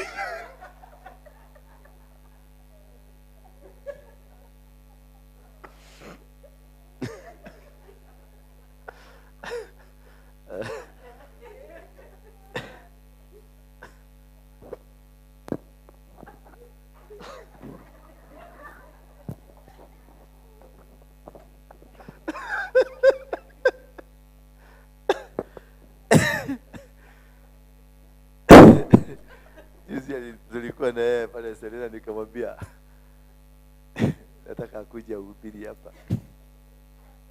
Uko na watu wangapi?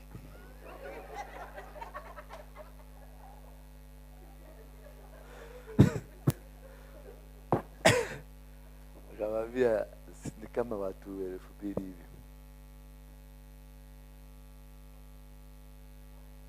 Nahitaji kuombewa. Hallelujah. Being in the position of understanding your season, you do not need to struggle. Things will be flowing. But when you miss to understand the time and the season for your blessing, you move from one church to another. You will struggle because you are not under the influence of the Holy Spirit. Next, please. For I see that you are full of bitterness and captive to sin. So whatever you are doing, whatever has led you from one church to another church, whatever that has led you from one pastor to another pastor, whatever that has led you to where you are, it is because of what? Bitterness and captive to sin. So what is this that destroys your destiny? It is bitterness and being captive to sin. And we are told to repent because you don't belong here. To repent because you don't want. You don't belong here. You don't belong to the house of God. Because what is carrying you, it is the bitterness. That man you don't speak to, it's bitterness. That people that you don't want to see, it is bitterness. Then bitterness cultivates to captivity, to sin. Yes. That is why you are not married. Yes. Bitterness.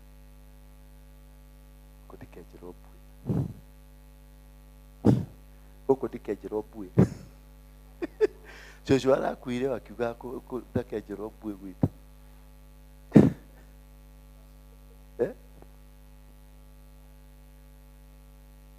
Yeah. Joshua alikufa akisemanga hata nyolewa bwe, na alikufa kichwa ikiwa white na akasikwa huko. Because ever the woman is going. Sindio? Mnaitaka mnakuka mkienda wapi? Because every single day mwanamke anakuwa akienda. Mimi huko mimi si hapa mimi siwezi kaa hapa. Mtu kama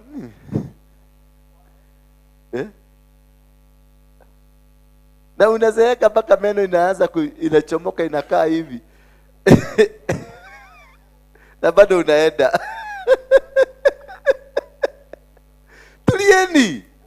Tulieni baba. Bwana asifiwe sana. Imagine ukulite kinya ukagia basho. Ni basho. Na bado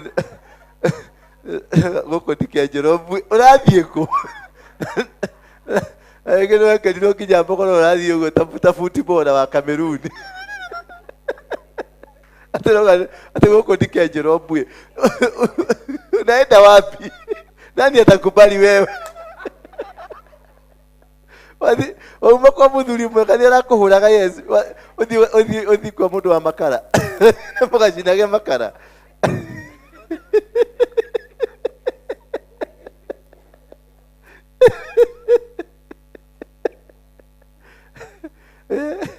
Tulia na hiyo kibutu. Kituse vizuri tu.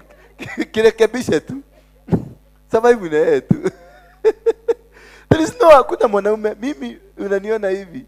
Nikigeuka nikiwa mwanaume utanishaka. Utashaka, utashinda unaona watu hujageli hali. Wanaume sisi wote ni wanyama. We are all the same.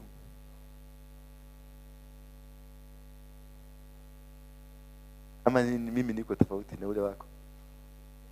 Okay.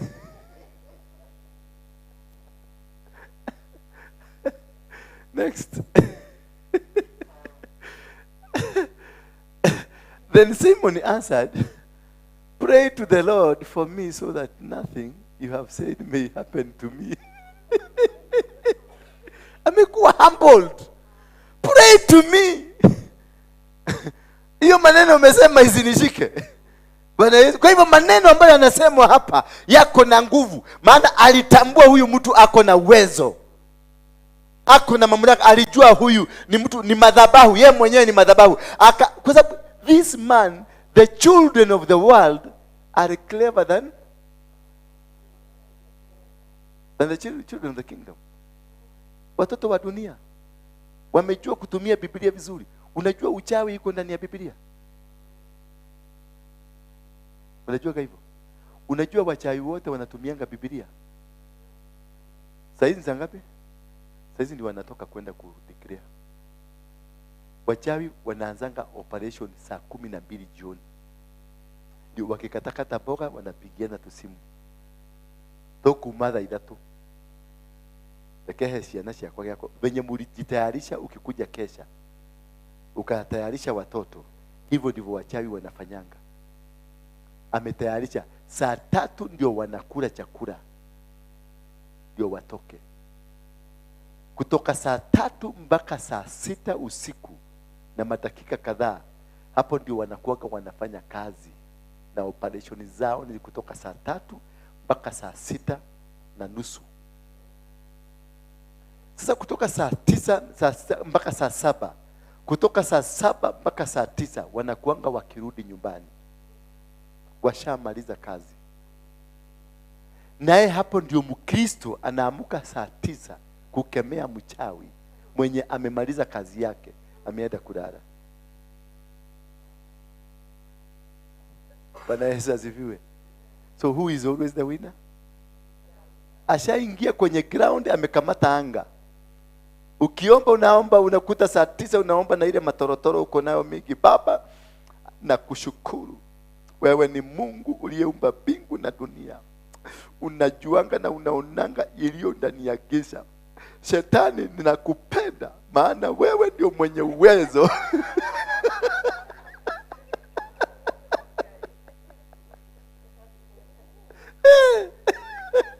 Sababu umechanganyikiwa, anga ishakamatwa. Ile anga inatawala ni ya shetani. Utaanza na Mungu, utamalizia na shetani. Sababu anga ndio inatawala. Nikikamata anga hapa, anga ile imekamatwa ndio inafanya kazi. Wachawi washakamata, ulikuwa umelala wakikamata. Sasa ukiamuka, they are controlling your spirit.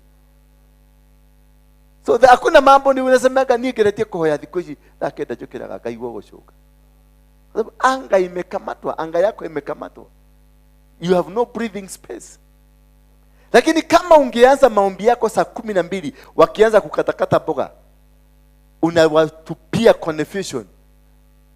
Akienda kuweka chakula kwa jiko, asahau aende kuchota maji, hiyo chakula yote iugue. Akiingia saa 3 ule atafaulu kupika chakula.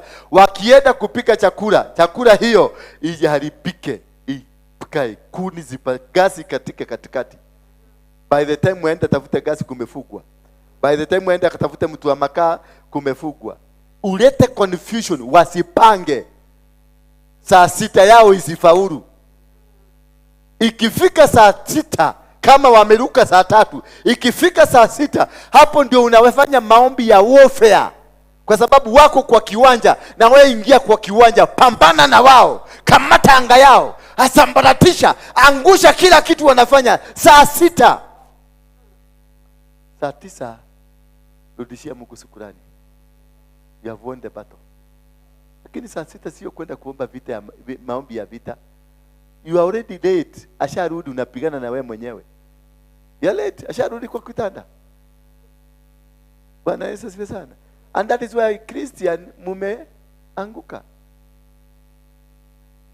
That's why Christian you don't understand. Kwa sababu unaamuka kupata anga ilishakamatwa. Na anga yako ikikamatwa imekamatwa.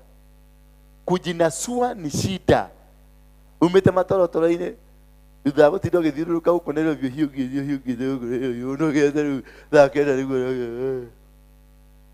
by the time ukire uko ida thaa 10 wajia kuhoya uko ida 11 ula niko ngorota murarwa nao mnapigana na nani? Maombi ni saa 6. Unielewa? Maombi ni saa 6 ya vita. Lakini maombi ya kuwasambaratisha, kuharibu kazi zao. Wenye wanakuanga unaamuka Sunday, unaanza kuoga, unaoga, unaenda kabati, unatafuta nguo unavaa, ukitoka nje unaona hiyo iko na kashimu hapa, unarudi tena unaenda kutafuta ingine, unavaa blouse, ukivaa blouse ukienda kwa stage unaona iko upside down, unarudi tena kuvaa vizuri, unaenda unakuta saa hiyo ndio kanyau ile kamaziwa ulikamua, kanyau ndio unakuta kakikunywa, unakigoga, unatidoroka, unaanguka chini, unakianguka chini. Kwa sababu ushachezewa karata, hautaenda kanisa. Na wewe uko na uwezo wa kuhakikisha hawatatoka nje, wakae kwa nyumba, wakuwe confused na wakitafutana wasipatane. Unasambaratisha, unaharibu kazi zao na unalala. Asubuhi saa 11 amuka, command your day. Sio maombi, command the day. Zungumzia hewa, oxygen, uambie oxygen nitakubreathe vizuri na nikae. Ambia jua, wewe jua usichome kitu changu hata kimoja. Umesikia Wewe nyota uniongoze mahali popote naenda na usiibiwe. Wewe mwezi usitumike na wachawi. Wewe miti mkue na breathe, mulete oxygen. Unazungumzia, you command the whole day. Na unaita customers mkuje, na unakaa hivi unafuga macho, unawaita, unawaleta hiyo picha wa customer wakipaga laini kwa duka yako na watakuja. You command. That is how you win. Miracles happen. Miracles unaiumba. Kama ni gari unataka Range Rover, iumbe kwanza. Tunaumbanga kitu kwenye ulimwengu wa kiroho.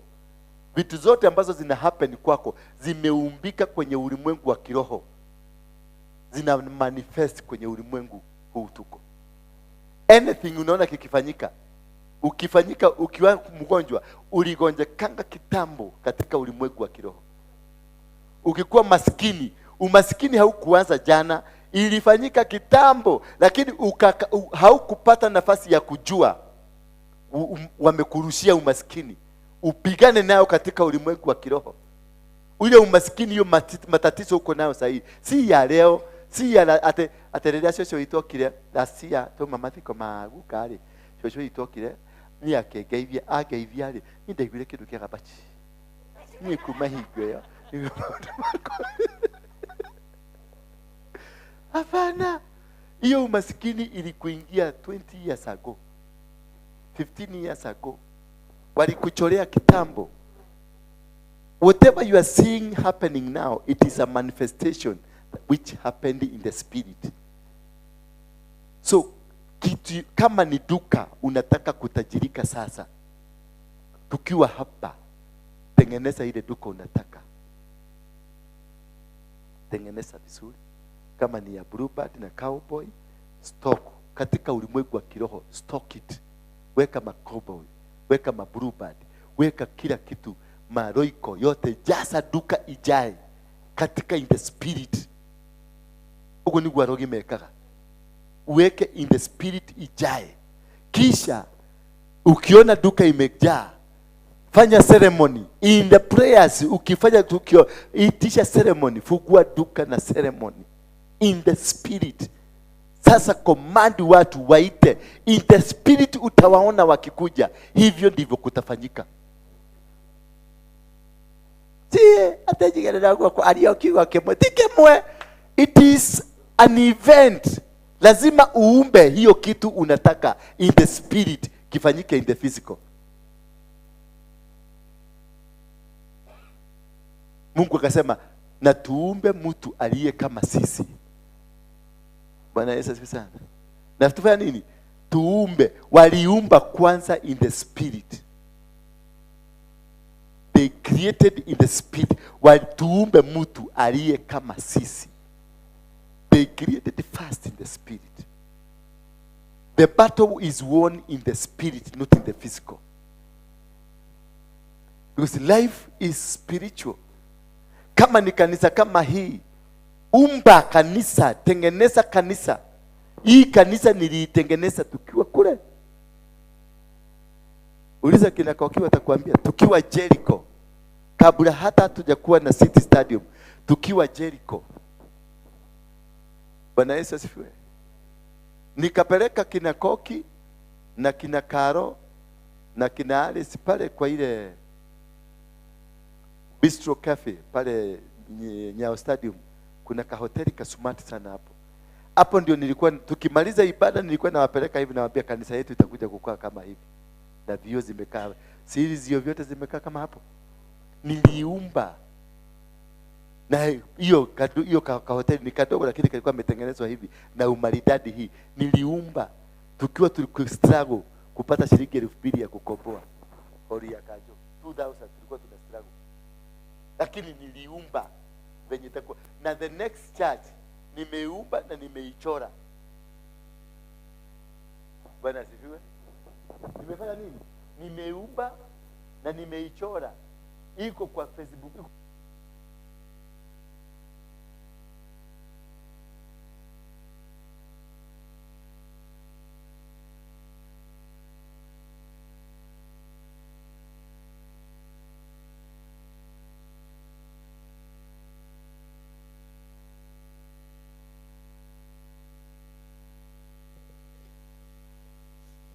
Iko nimeiweka, si niliwatumia venye itakuwa. Sijui ni miaka ngapi itakuja, lakini nitakuwa na kanisa kama hii. It doesn't matter how many years, but I will have such church. Hii immediately tukifanya hapa, nikimaliza wakati tulikuwa tunajenga hapa, wakati tulimaliza kupaka rangi hivi mzuri, tukaweka ile curtain, nikaibadilisha ikakuwa bank. Mliona tukilaunch bank? Yes. Walikuwa wananiambia twende tukalaunch huko nje kwa sababu ni kitu tofauti. Kaambia you launch it where it is going to be. Hallelujah. Already nishatengeneza bank hapa. This is a banking hall. Mtakuwa mkikuja mnakaa pale hivi, kale ka kitu kakuingia pale kakufinya hivi ndio patue na hapa katakuwa kamewekwa pale. Chora hivyo nakwambia. Alafu sasa banki pesa itakuwa hapa. Na terrace watakuwa hapa. Umeona? Sasa kuingia huko manager watakuwa naenda huko. Hapa ndio banki huko. Alafu back door ndio hii, gari ya security itakuwa inakuja inapitia hapa. Inabeba monyo inaenda nayo. Nimemaliza. Nimetengeneza. Nimeandika in the spirit. Ndio nasikia unaambiwa andika kioneki kiako na ndemwa nene. Ndio kisomeke in the spirit. Life is spiritual. Wacha kungojea ango yako ati akupatie 200,000. Tengeneza hiyo 200,000 in the spirit. Watakuletea. They will be commanded in the spirit. Watakuletea. Hiyo ndio kukamata. Wakristo muache ujinga. Kamata anga. Kama ni anga ya utajiri, ikamate. Umba utajiri in the air, in the spirit. Kama ni mke, tengeneza yeye. Kama ningekuwa nataka mke, ningelitengeneza kitambo, lakini nikaona sitaki shida. Wacha nitengeneze kazi ya Mungu kwanza. Sihitaji atukushinda nikisumbuka ati jalelie modoto wewe, ati dia motorame kawaine nimununulie madazi. Ya nini? Na niliambiwa mijuzi itanifuata. I'll command in the spirit. Nasema wait. The command in the spirit. Utaona mahali popote naenda. Mpaka analia darling. Ucheka kama madharau neke. Already nilikamata anga yake. Kwani watu wale wanatumia gedhito, wanakuwekea gedhito na shindako kimfuata ni nini? Na ulikuwa umemkazia miaka yako yote. Wakati alijua kwa gedhito akachukua gedhito, unashindaka madoga adige. Anakwambia nitumie pesa ile uko nayo kwa simu. Unaenda unakopa neighbor, unafanya fulisa, utumie kimwanaume. Kwa sababu kimekamata anga yako. Duka yako na kazi yako ilikamatwa kwenye anga. So unahangaika hapa. There is nothing you will do as long as your anger is locked. Utahangaika na umaskini. Na ule hawakufanyangi umaskini kwa sababu hauna value. Wanakufanya umaskini kwa sababu uko na nyota. Hiyo nyota ndio wanachukua kutoka kwako. Wanatumia, huyu anachukua nyota yako, anaitumia kufanya biashara. Unaona biashara ya huyu inaendelea na kioski yake ni ndogo, duka yako ni kubwa, lakini watu wote wamepanga laini kwa huyu. Na anakibiaka kwa mlango ya nyuma, anakuja kwa duka yako, anakuambia nipatie sukari kilo 50. Anaenda anauza, anakuja kwako. Sasa mpaka wewe unakuwa tegemeo lako, huyu ndio customer yako. Na watu wanapita tu kwa duka yako, maana kwenye duka yako kumeandikwa tumefunga. Katika ulimwengu wa kiroho kumeandikwa pale, na wanawake wengi hapa mumeandikwa mumeolewa, married. Sasa nikikuja na kuona naona ukiwa married, naenda kwa huyu ni married, na niguo nyotire nawo niguo uikarire niguo meirwo nethi na wandikitwo guku married.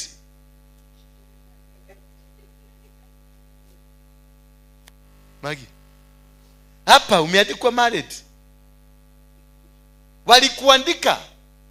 So there is no, hakuna mahali, hakuna mwanaume atakutana na wewe.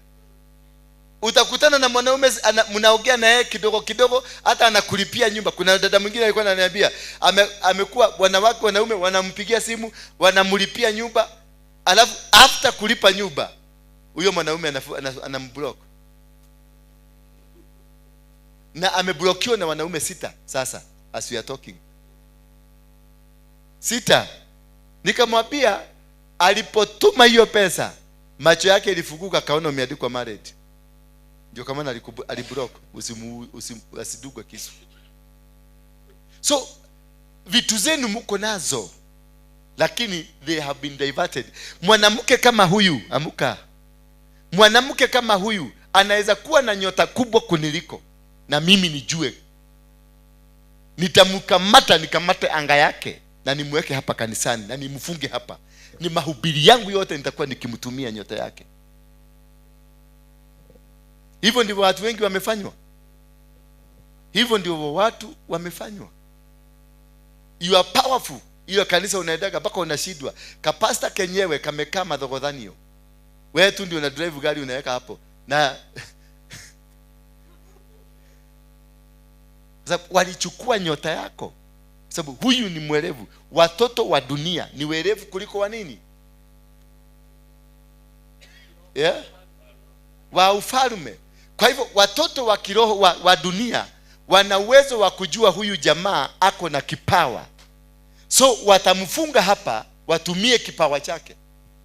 Wakati atakuja kujua amezeeka, na akijua wanamrushia moto na mishare, wanamrushia confusion, wanamtuma kwa bar, anaenda kukunywa. Atakuja kujua yeye ni nabii akiwa na miaka 80.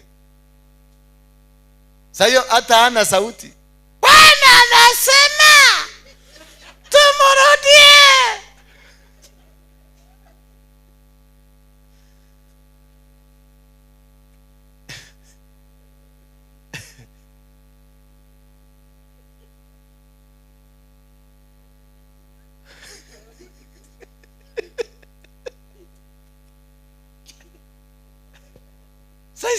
Sasa imagine wewe ni mama na si dirora la modogoro, sivuji roho ya mtu.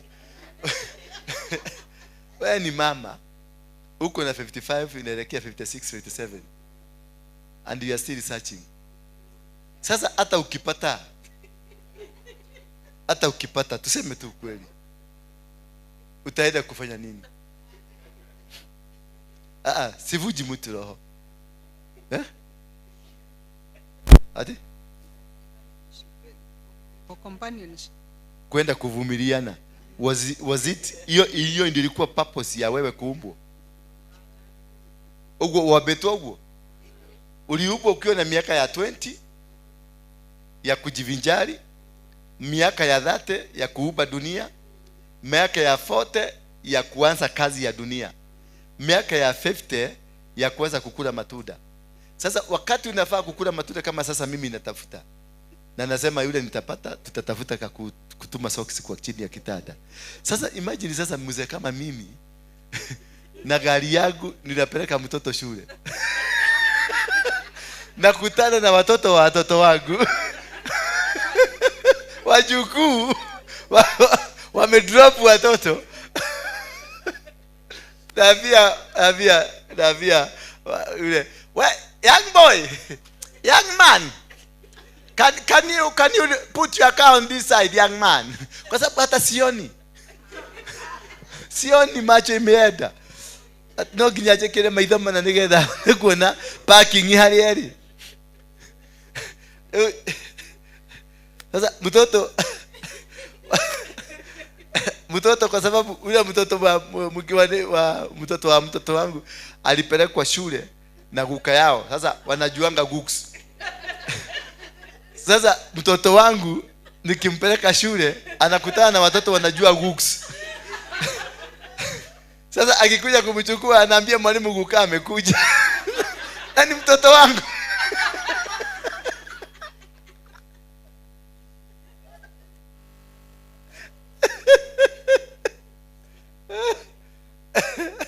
Don, jitahidi baba, nikubaya. Tengeneza saa hii haraka. Kiweza haraka. Beatrice. Wakinya for the floor. Seria tumesha wake kaitonyomba ta gukomborithia. No gaikaraga kuo nigetha. Saizi hata mimi sasa nataka kutafuta tunyumba twa kukombolisha twingi. Na kanyumba kangu kwa chini pale floor chini ndio nipataye watu wa kusubuana nao. Niko na nyumba kubwa na nimeachwa peke yangu. Nimeachwa peke yangu. So kwa sababu hautapata, ama ukipata unajua utapata mtu wako na stress imepiga. Imagine ushamaliza kimodo kihoritwo ni stress. Sukari wa igoro, pressure igoro. Kimodo kaligeto ni itha. Kiroka kirore no.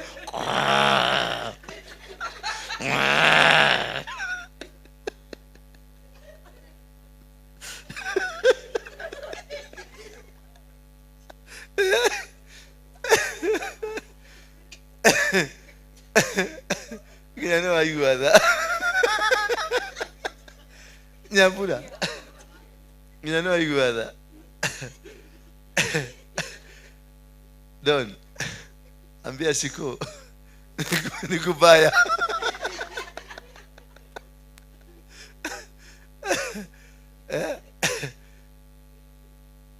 You can imagine that life. Terrible. Mtoto mama ameenda soko. Mtoto amekunia. Na sasa na macho imepotea, lazima uweke miwani uangalie.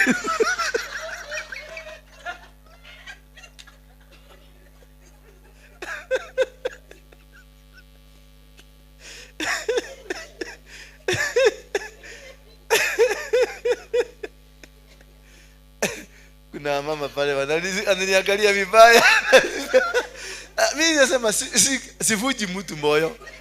Hapana. Mimi nasema category na nyinyi. Tuko basi moja, sijachuka yangu. Siku kwa basi neighbor, tuwe in the same bus. Ninaole kiwa kina miagigo. Ni kuimagine. Yaani anajaribu kuimagine. Ni mtu kama huyu angekuwa, kwani mtu kama huyu mbona hakupatikana wakati ule? Leo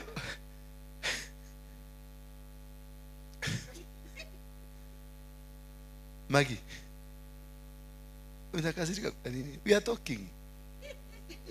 We are thinking loudly. Tunafikiria loudly. Yaani ni venye mdomo inafunguka. Hatufai kusikika, lakini sasa mdomo imefunguka. We are thinking loudly. Sasa tuko kwenye hiyo klasi sisi yote. Hapa ni mambo ya kuhurumiana.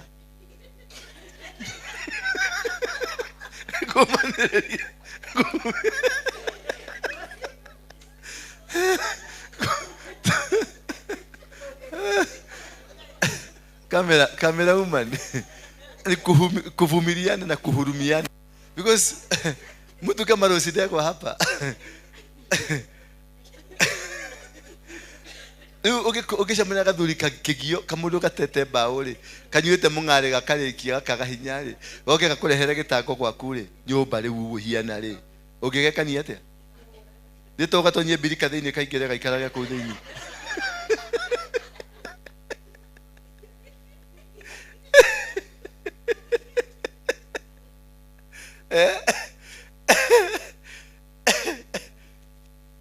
unaiona hiyo picha umeijenga. Najua mko umejenga hiyo picha. Sasa umeijenga. Separation is what? Restoration is coming. But now it's coming, but when it's late. Unajua unahitaji meno kama hii yote ikiwa. Ndio hata ukimumunya mtu.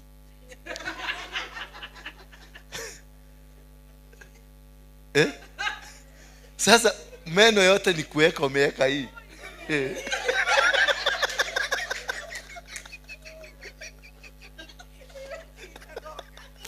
Ikingoka usikie imemezwa.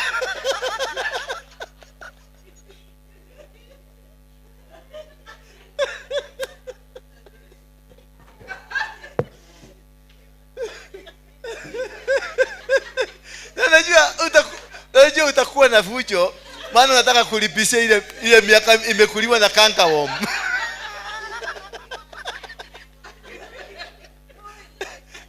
Nataka kulipisha miaka ya kankaworm. Na hiyo ingine inaitwaje na glasi hopa. Na nini?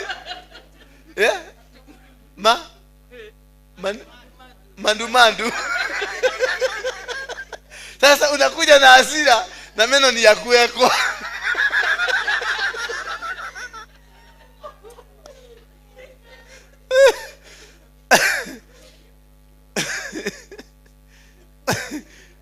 Agi, hiyo kitu imenihit.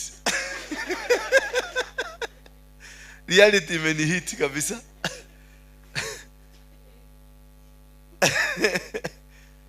Ndio nilikuwa najifanyaka kijana barubaru. Siku hizi nanyoaka nywele mpaka ndio mvi zionekane.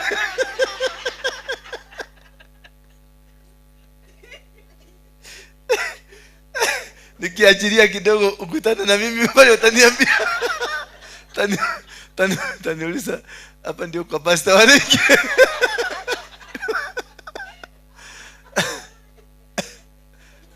Alafu kwa sababu ataona tunafanana na Pastor Waruinge ataniuliza, wewe ndio baba yake?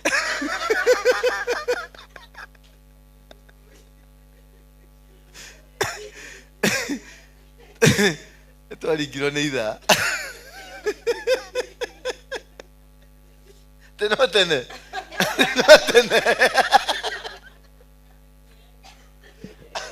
Atene. Riau. Atwalika ria kuthe mareto shosho.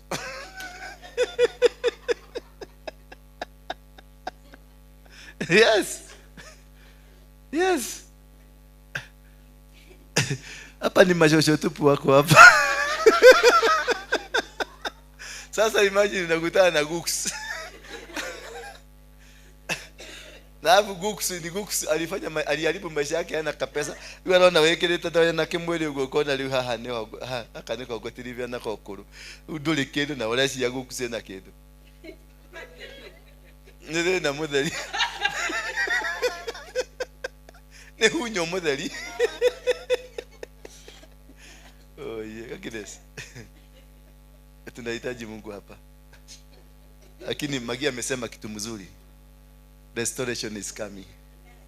The days of cankerworms kukuliwa is coming. Kwa hivyo tutulie. Ukipata usiende kukimbia ati ufanye revenge ya hiyo miaka yote. Tulia tu upangwe. Sababu hapa sasa ni kupangwa, tupangwe na dunia vizuri tukienda retirement. Wewe kazi yako ni kamera, umesikia? Jamaa badala angalie kamera ni kucomment. Bwana asifiwe sana. Then Simon answered, pray, ama tulisahau tulikuwa huko. Pray to the Lord for me so that nothing you have said. So there are those words, kwa sababu huyu jamaa ni madhabahu. Philip ni nani? Ni madhabahu. Hao wengine wote walikuwa ni madhabahu. So any word that was spoken by them could happen to you. Alafu huyu mtu Simon anaelewa kwa maana ametoka kwenye ulimwengu ya wachawi na anajua the power of the mdomo. Anaelewa because sorcery aliifanya kwa mdomo, so ali understand. Wakati aliona this is more powerful than me, akajua whatever they have said will happen to me. So akamwambia niombe. Na hiyo ndio shida. Hatukuwa nayo. Ninakuita kubafu wewe na unasema nini? Na unaenda ukahiulio wakati. Na nitaka kuita kubafu, it will come to pass. Nikikuita hapa, it will come to pass. Nikikukasirikia hapa nikiwa kwa madhabahu hapa, I am an altar. Whatever I'll say to you shall come to pass. Kama nakuobeaga nakwambia upone na unapona. Na nikikukasirikia itafanyika. Most of you wengine you are cast from other churches. Kwa sababu kuna kipasta kilitaka kulala na wewe, kikakudanganya kikakupeleka ukakirushia nguo kaenda hivi. Akasema na nini tu kuona koliogothi. Amekufunga. Na unapuuzia. Unaipuuzia na unatoka. Kuna mtu mwalimu wako alikutukana. Mwalimu ako na power. Anybody that is over you, has authority over you, has power. Kwa hivyo ukiwa chini ya mafuta hapa, ukiwa chini yangu, jaribu sana usikosane na mimi. Na si vitisho nauza. Kwa sababu niko na power ya kukuharibia msingi wako wa maisha. Niko na power ya kufunga hiyo kanisa yako. Nganga si alisema ile hiyo vioski yenu mtafunga. Nitafutie kioski moja imesimama inaitwa Neno. Hakuna, zote zimefungwa. Zote. Siku hizi unamsikia mpaka Wafula? Unamsikia Latori? Unasikia kina Chai? You don't hear them. Aliongea tu hapo kwa madhabahu. Akasema yo vioski vyenu mtafunga. Na nimefunga. That was enough for them to ruin the lives of those people. Unfortunately, it will ruin mpaka watoto wa hawa watu. So ukiwa mahali popote, hata kama nimekukosea Magi, usitoke hapa na kuhiolia nguo hivi uende ukihiolia ukienda hivi. No, come to me. Nibembeleze, ukiona nimecheka, sasa chomoka saa hiyo. Nitaongea tu neno moja. Hiyo mnasemanga na niongee, nitaongea kinyume yako. Kwanza ukitoka hapa unikasirishe, nitaongea tu neno moja hivyo tu. Na hivyo ndivyo watu wengi tumefanywa. Huyu katika ako kwenye ulimwengu ule wa shetani, lakini alielewa nguvu ya maneno. Na akamwambia niombe. Niombe. Watu wengi walilaaniwa na mzazi. Mzazi alikuita ng'ombe hii. That was enough to curse you. Mzazi alikuita mjinga, toka hapa. That was enough to just destroy your life. Utili higo kohiga. Utakuwa mjinga. Uliita mtoto ng'ombe, ndio unaonanga characteristics za mtoto yako anabehavior kama ng'ombe. Na anapenda kwenda kuchuka ng'ombe badala ya kwenda shule kusoma. Because yeye ni ng'ombe. In the spirit, yeye ni ng'ombe. Physically ni mtu, lakini in the spirit yeye ni ng'ombe. Ulinipitisha pesa ati nitumie kiredo, nitumie fare nikuje.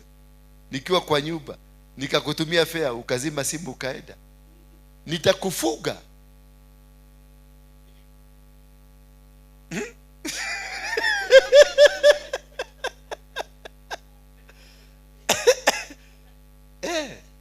Hiyo fare itakufunga. Kwa sababu nitakasirika, nitarara na makasiriko, na nitazungumza mambo mengi machafu yako. Mumara yao sio tigana akomeo. Akirohi ageshuka, akirohi adageshuka. That's the end of you. Bwana Yesu asifiwe sana. So this man ako upande wa kwa shetani, lakini alielewa nguvu ya maneno. Na hiyo nguvu ya maneno ndio mpaka hapa sasa imekufanya hivyo. That is why you are crying. That is why you are suffering. That is why no door, hakuna mlango yako moja inafunguka. Licha ya kuwa you are there, but you are there a busybody trying to open a door that was locked by a password. Utakufa ukitafuta njia. Utakufa ukirukaruka from one door to another door. Utakufa ukitafuta. Utaenda ndio unakuja umeenda mpaka kwa waganga na wamelala na wewe, wamekuongezea laana. Umeenda kwa wakolino, wamesukuma mafuta, wamekuongezea laana.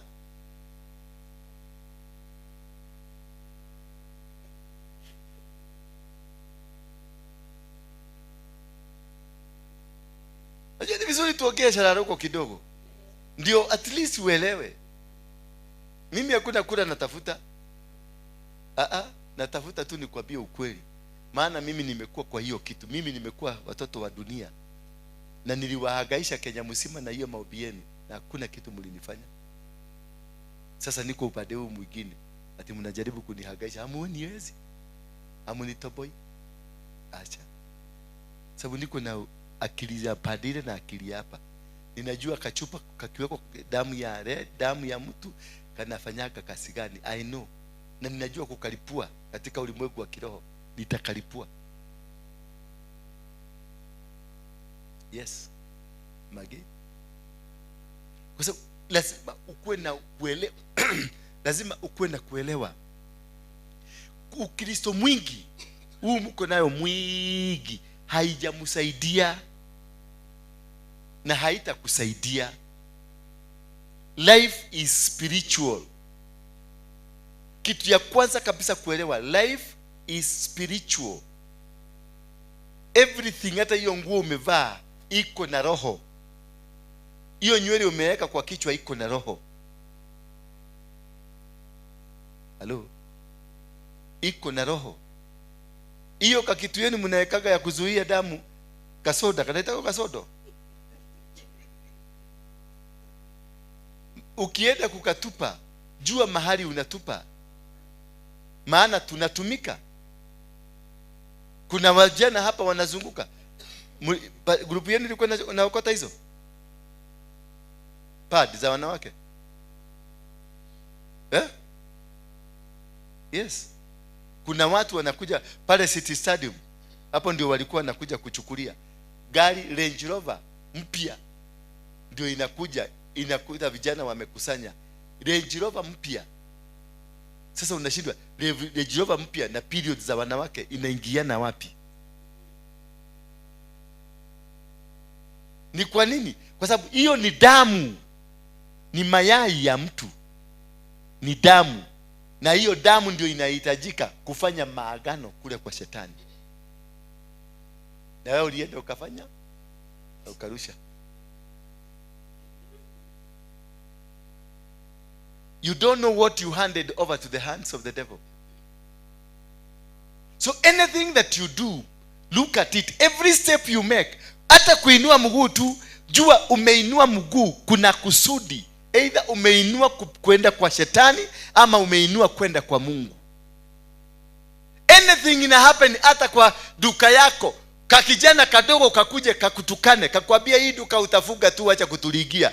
Don't take it lightly. Don't take it lightly. Kuna roho iliyo ndani yake ndio imenena, si huyo mtoto. ate to kwenda kulio gothie. Si unaona kama huyu sasa ameanza kuzunguka. Sasa kuna roho inamsubua.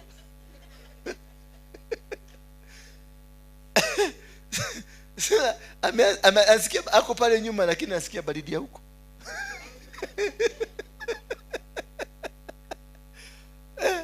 Bwana Yesu asifiwe sana. So that is what I really want you to understand. Sababu hizi vitu zina roho.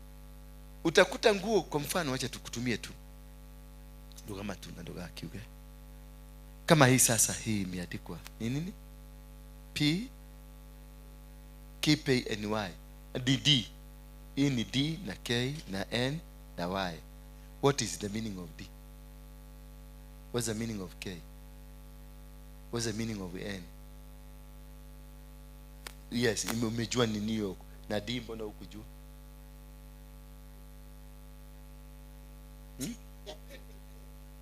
Ata DK. Kalema di kama DK. You don't know the meaning. Lakini aliyeweka hapa si maua alikuwa anaweka. Kuna kitu anauza. Labda inasemekana mimi ni mchawi.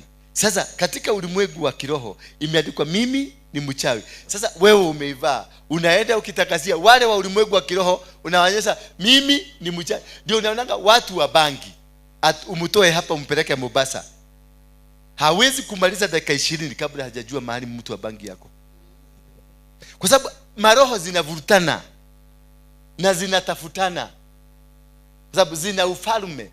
Katika kila territory iko na mfalme. Unapojiwasilisha kwenye territory hii, kuna mfalme wa territory atakuconnect immediately na roho ile iko ndani yako. Utakuta wale wanaume wanakutafuta tu kwa sababu wamekukamata na wamekamata anga yako, wamekuuza kwenye bahari.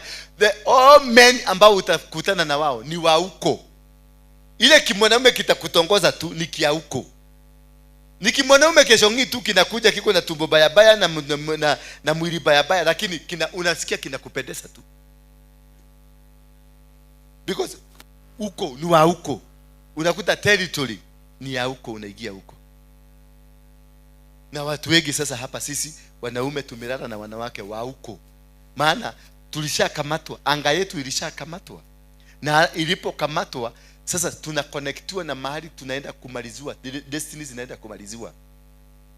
Because the purpose wanakuconnect, the next person you are kuhand over to the next power ile inamaliza destiny yako. Utaingia ndege hapa uende America, uende ukutana na mzungu wa devil worshiper, because anga yako ilikamatiwa hapa. Na ukiingia huko wale wanaabiwa amekuja, so they will be waiting for you immediately. Kimwanaume kinakuja kabia, you are beautiful, I love you, will you marry me? Unajua kule kukwagi matokosano, will you marry me? Na kwa sababu unasikia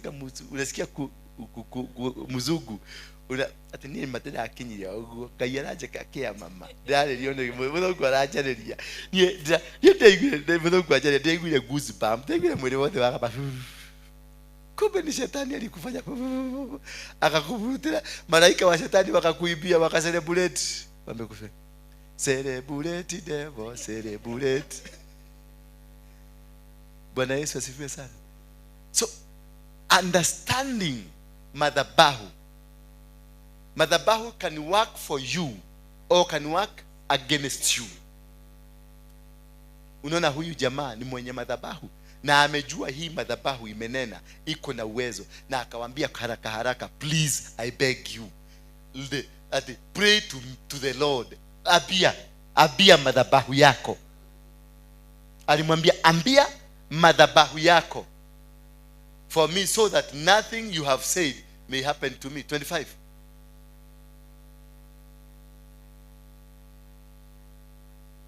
After they had further proclaimed the word of the Lord and testified about Jesus, Peter and John returned to Jerusalem, preaching the gospel in many Samaritan villages. After winning, wamekamata huyo mtu ambaye alikuwa amekamata anga.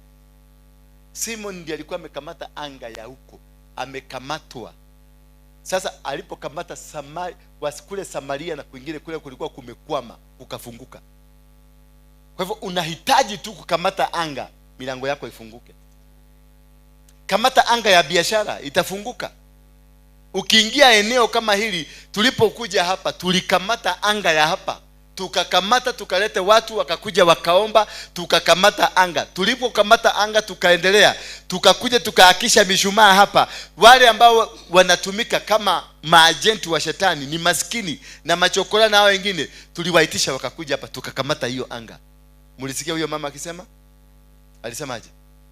Ati tumeshindwa na wewe kwa sababu wewe umekubalisha maskini wakuje. That's what she was saying. Maskini ya kina nani? Ni ya kina mashokora. Ni hao wanakuja, wazee hawa wanakuja kukula chakula. Hiyo ni kitu kimoja ya kukamata anga. Hii chakula unaonanga tunapatia hawa wazee, tunakamata anga ya miaka. Yes, nikiona hadu hao kwa dada ndio getuka kama mwana. Si unaendelea kuwa beautiful. Yes. Ginyaru ndio adhamire hali urikiraga hado.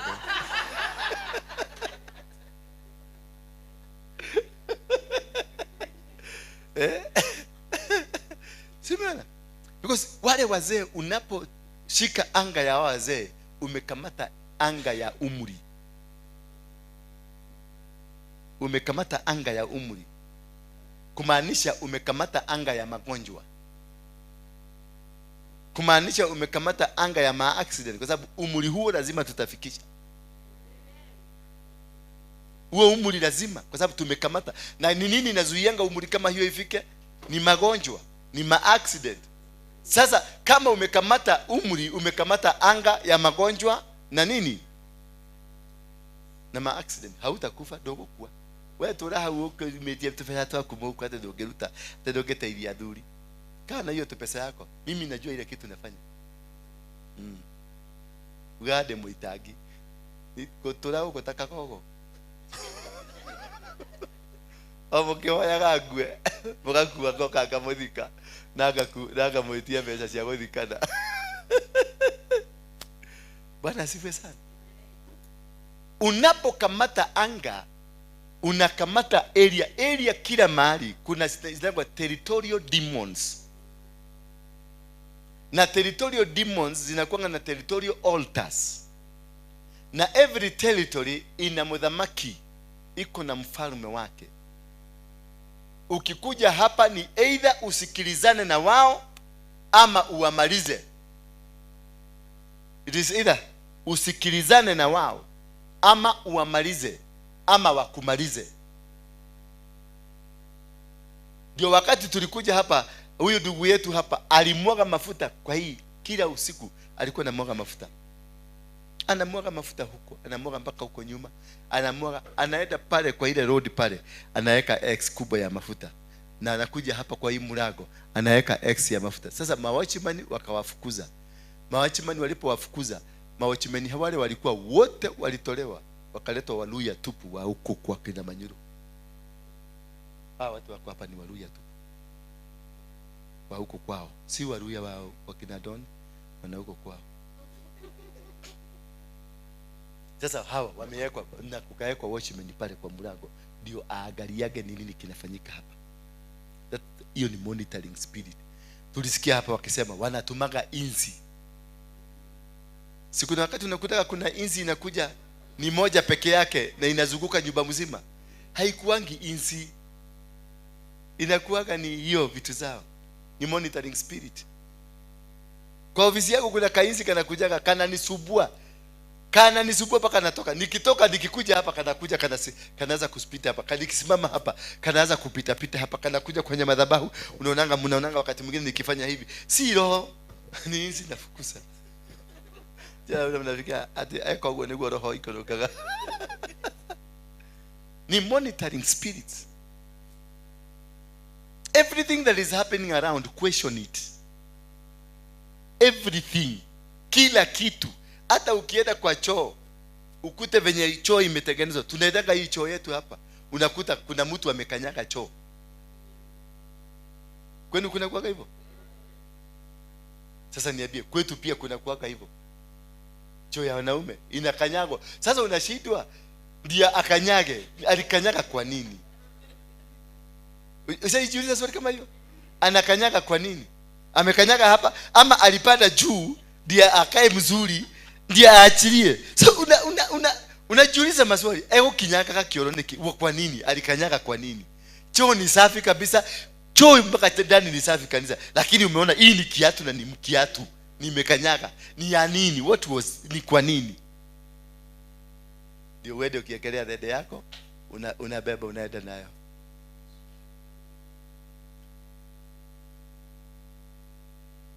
Kawa waikarathi. Hii kitu ukikuja kukalia, wacha kuja tu kukalia. Itakase in the name of Jesus. I speak blood of Jesus. Kalia. Wataweka hilisi hapa, itaanza kusikia moto inakupanda kutoka na chini. Nasikia mwili yote imeanza kupata joto. Badala ya kusikiliza unaona tall dark and handsome. Amekuweka roho ya usharati. Kuna watu hapa wanakujaga papa silikunirushia usharati. Wako hapa na wajua. Wanakuaga na inaendaga inafaulu kidogo. Lewo. Unajua ni roho. Mimi sikuwa aware atarusha, amerusha. By the time nikuwa aware already mwili imeanza kuchamuka. Nikitoka hapa na nakuta mahubiri yangu yote nilikaa hapa nikihubiri ni kama wewe ndio pulpit. Kumbe ni kiroho nilirudishiwa. Nilifukwa. Watakurushia. Life is spiritual, my friends. Na usiku tulikuja tufunguane. Na this is the kuna mapepo nyingine haiwezi kuondoka mpaka ufunge na ukeshe. Bwana Yesu asifiwe sana. Kuna maroho ambayo si ya kuja kutita ukihubiriwa venye utapata gari. Utapata gari aje na wewe ni mfungwa? You are a slave, umefungwa. Utapata gari namna gani? Huko utakuwa. Utapata shamba wapi and you are a slave? Ni wapi ulisikia mtumwa akimiliki kitu? Ni wapi? Ulisikia wapi? Lazima ufunguliwe ndio upate. Lazima ufunguliwe ndio maisha yako ibadilike. Mute demo boire ma.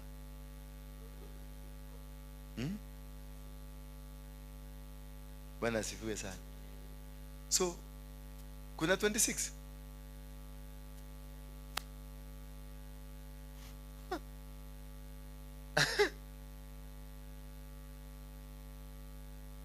Hakuna? Kuna 26? Sio tupatie basi. Tuone kama inatujenga. Hakuna. Tayame kamato.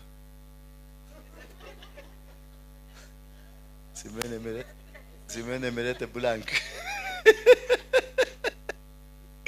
Tusimame kwa miguu yetu. Praise Beatrice na praise team kuje. Tulisema ni mkesha wa kufanya nini? Wa kuworship. Leo nitawafungua. Leo nitakumwagilia mafuta. Leo nitabadilisha anga yako. Hata mimi anga yangu itabadilika. So ni kuabudu. Nikiabudu kuna roho atashuka. Na hiyo roho akishuka, leo it's a breakthrough ya life yako. Watu walikuwa nakuona ukiwa 50 years, wataanza kukuona ukiwa hata 28. Yes. Ulikuwa wakiro.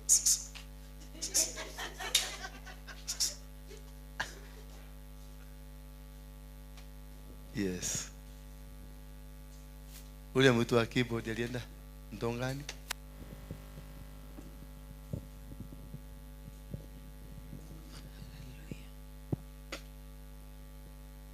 Niliona alichomoka hivyo pole pole. Unajua hata yeye ni madhabahu tu. Ako wapi? We, acha na kamera. Kazi yako imeisha. Kazi yako ya Biblia imeisha kuja hapa. Hata sio ni maana ya kamera sasa hivi ni nini? Kuna maana ya kamera? Toa. Tuabudu sasa. Fungeni ya mlango tuabudu.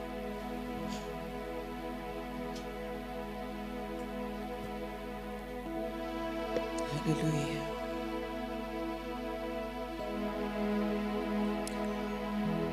Mwambie Bwana ni asante ni kwa sababu ya neno lake. Mwambie Mungu, naomba neno lako likafanye kazi ndani yangu kwa jina la Yesu. Isikuwe tu ni usiku ambao ulipoteza usingizi wako, bali ikuwe ni usiku ambao utafunguliwa kwa jina la Yesu. Lord, we need you. Tunakuhitaji. Tunatamani kufunguliwa na wewe usiku wa leo. Tumefungwa na hatujui tumefungwa. Ni kwa sababu huo unaachilia neno lako ukiwa na lengo na kusudi jema. Tuomba neno lako likafanye kazi sawa sawa na mapenzi yako juu ya maisha ya kila mmoja wetu kwa jina la Yesu. Unapotushika na mkono wako usiku wa leo Bwana, unapotusamehe kwa dhambi na makosa ambazo tumefanya, unapo Bwana kutulehemu, tunaomba tukashiriki na Roho wako Bwana, ili unapozuru wengine Bwana usitupite. Asante. Hallelujah. Lord, we need you. Abia Mungu unamhitaji usiku wa leo. Umeenda kwa mikesha mingi, lakini wacha mkesha wa siku ya leo uwe mkesha wa tofauti, uwe mkesha wa kipekee kwa jina la Yesu. Lord, I need you. Oh, I need you. Nataka tu ufungue kinywa chako, mwambie Bwana, I need you Lord. Unajua nasikiza tu kila mtu amenyamaza na shanga. Ikikuja ni kufunguliwa, ni wewe utafunguliwa. Sio sisi, ni wewe.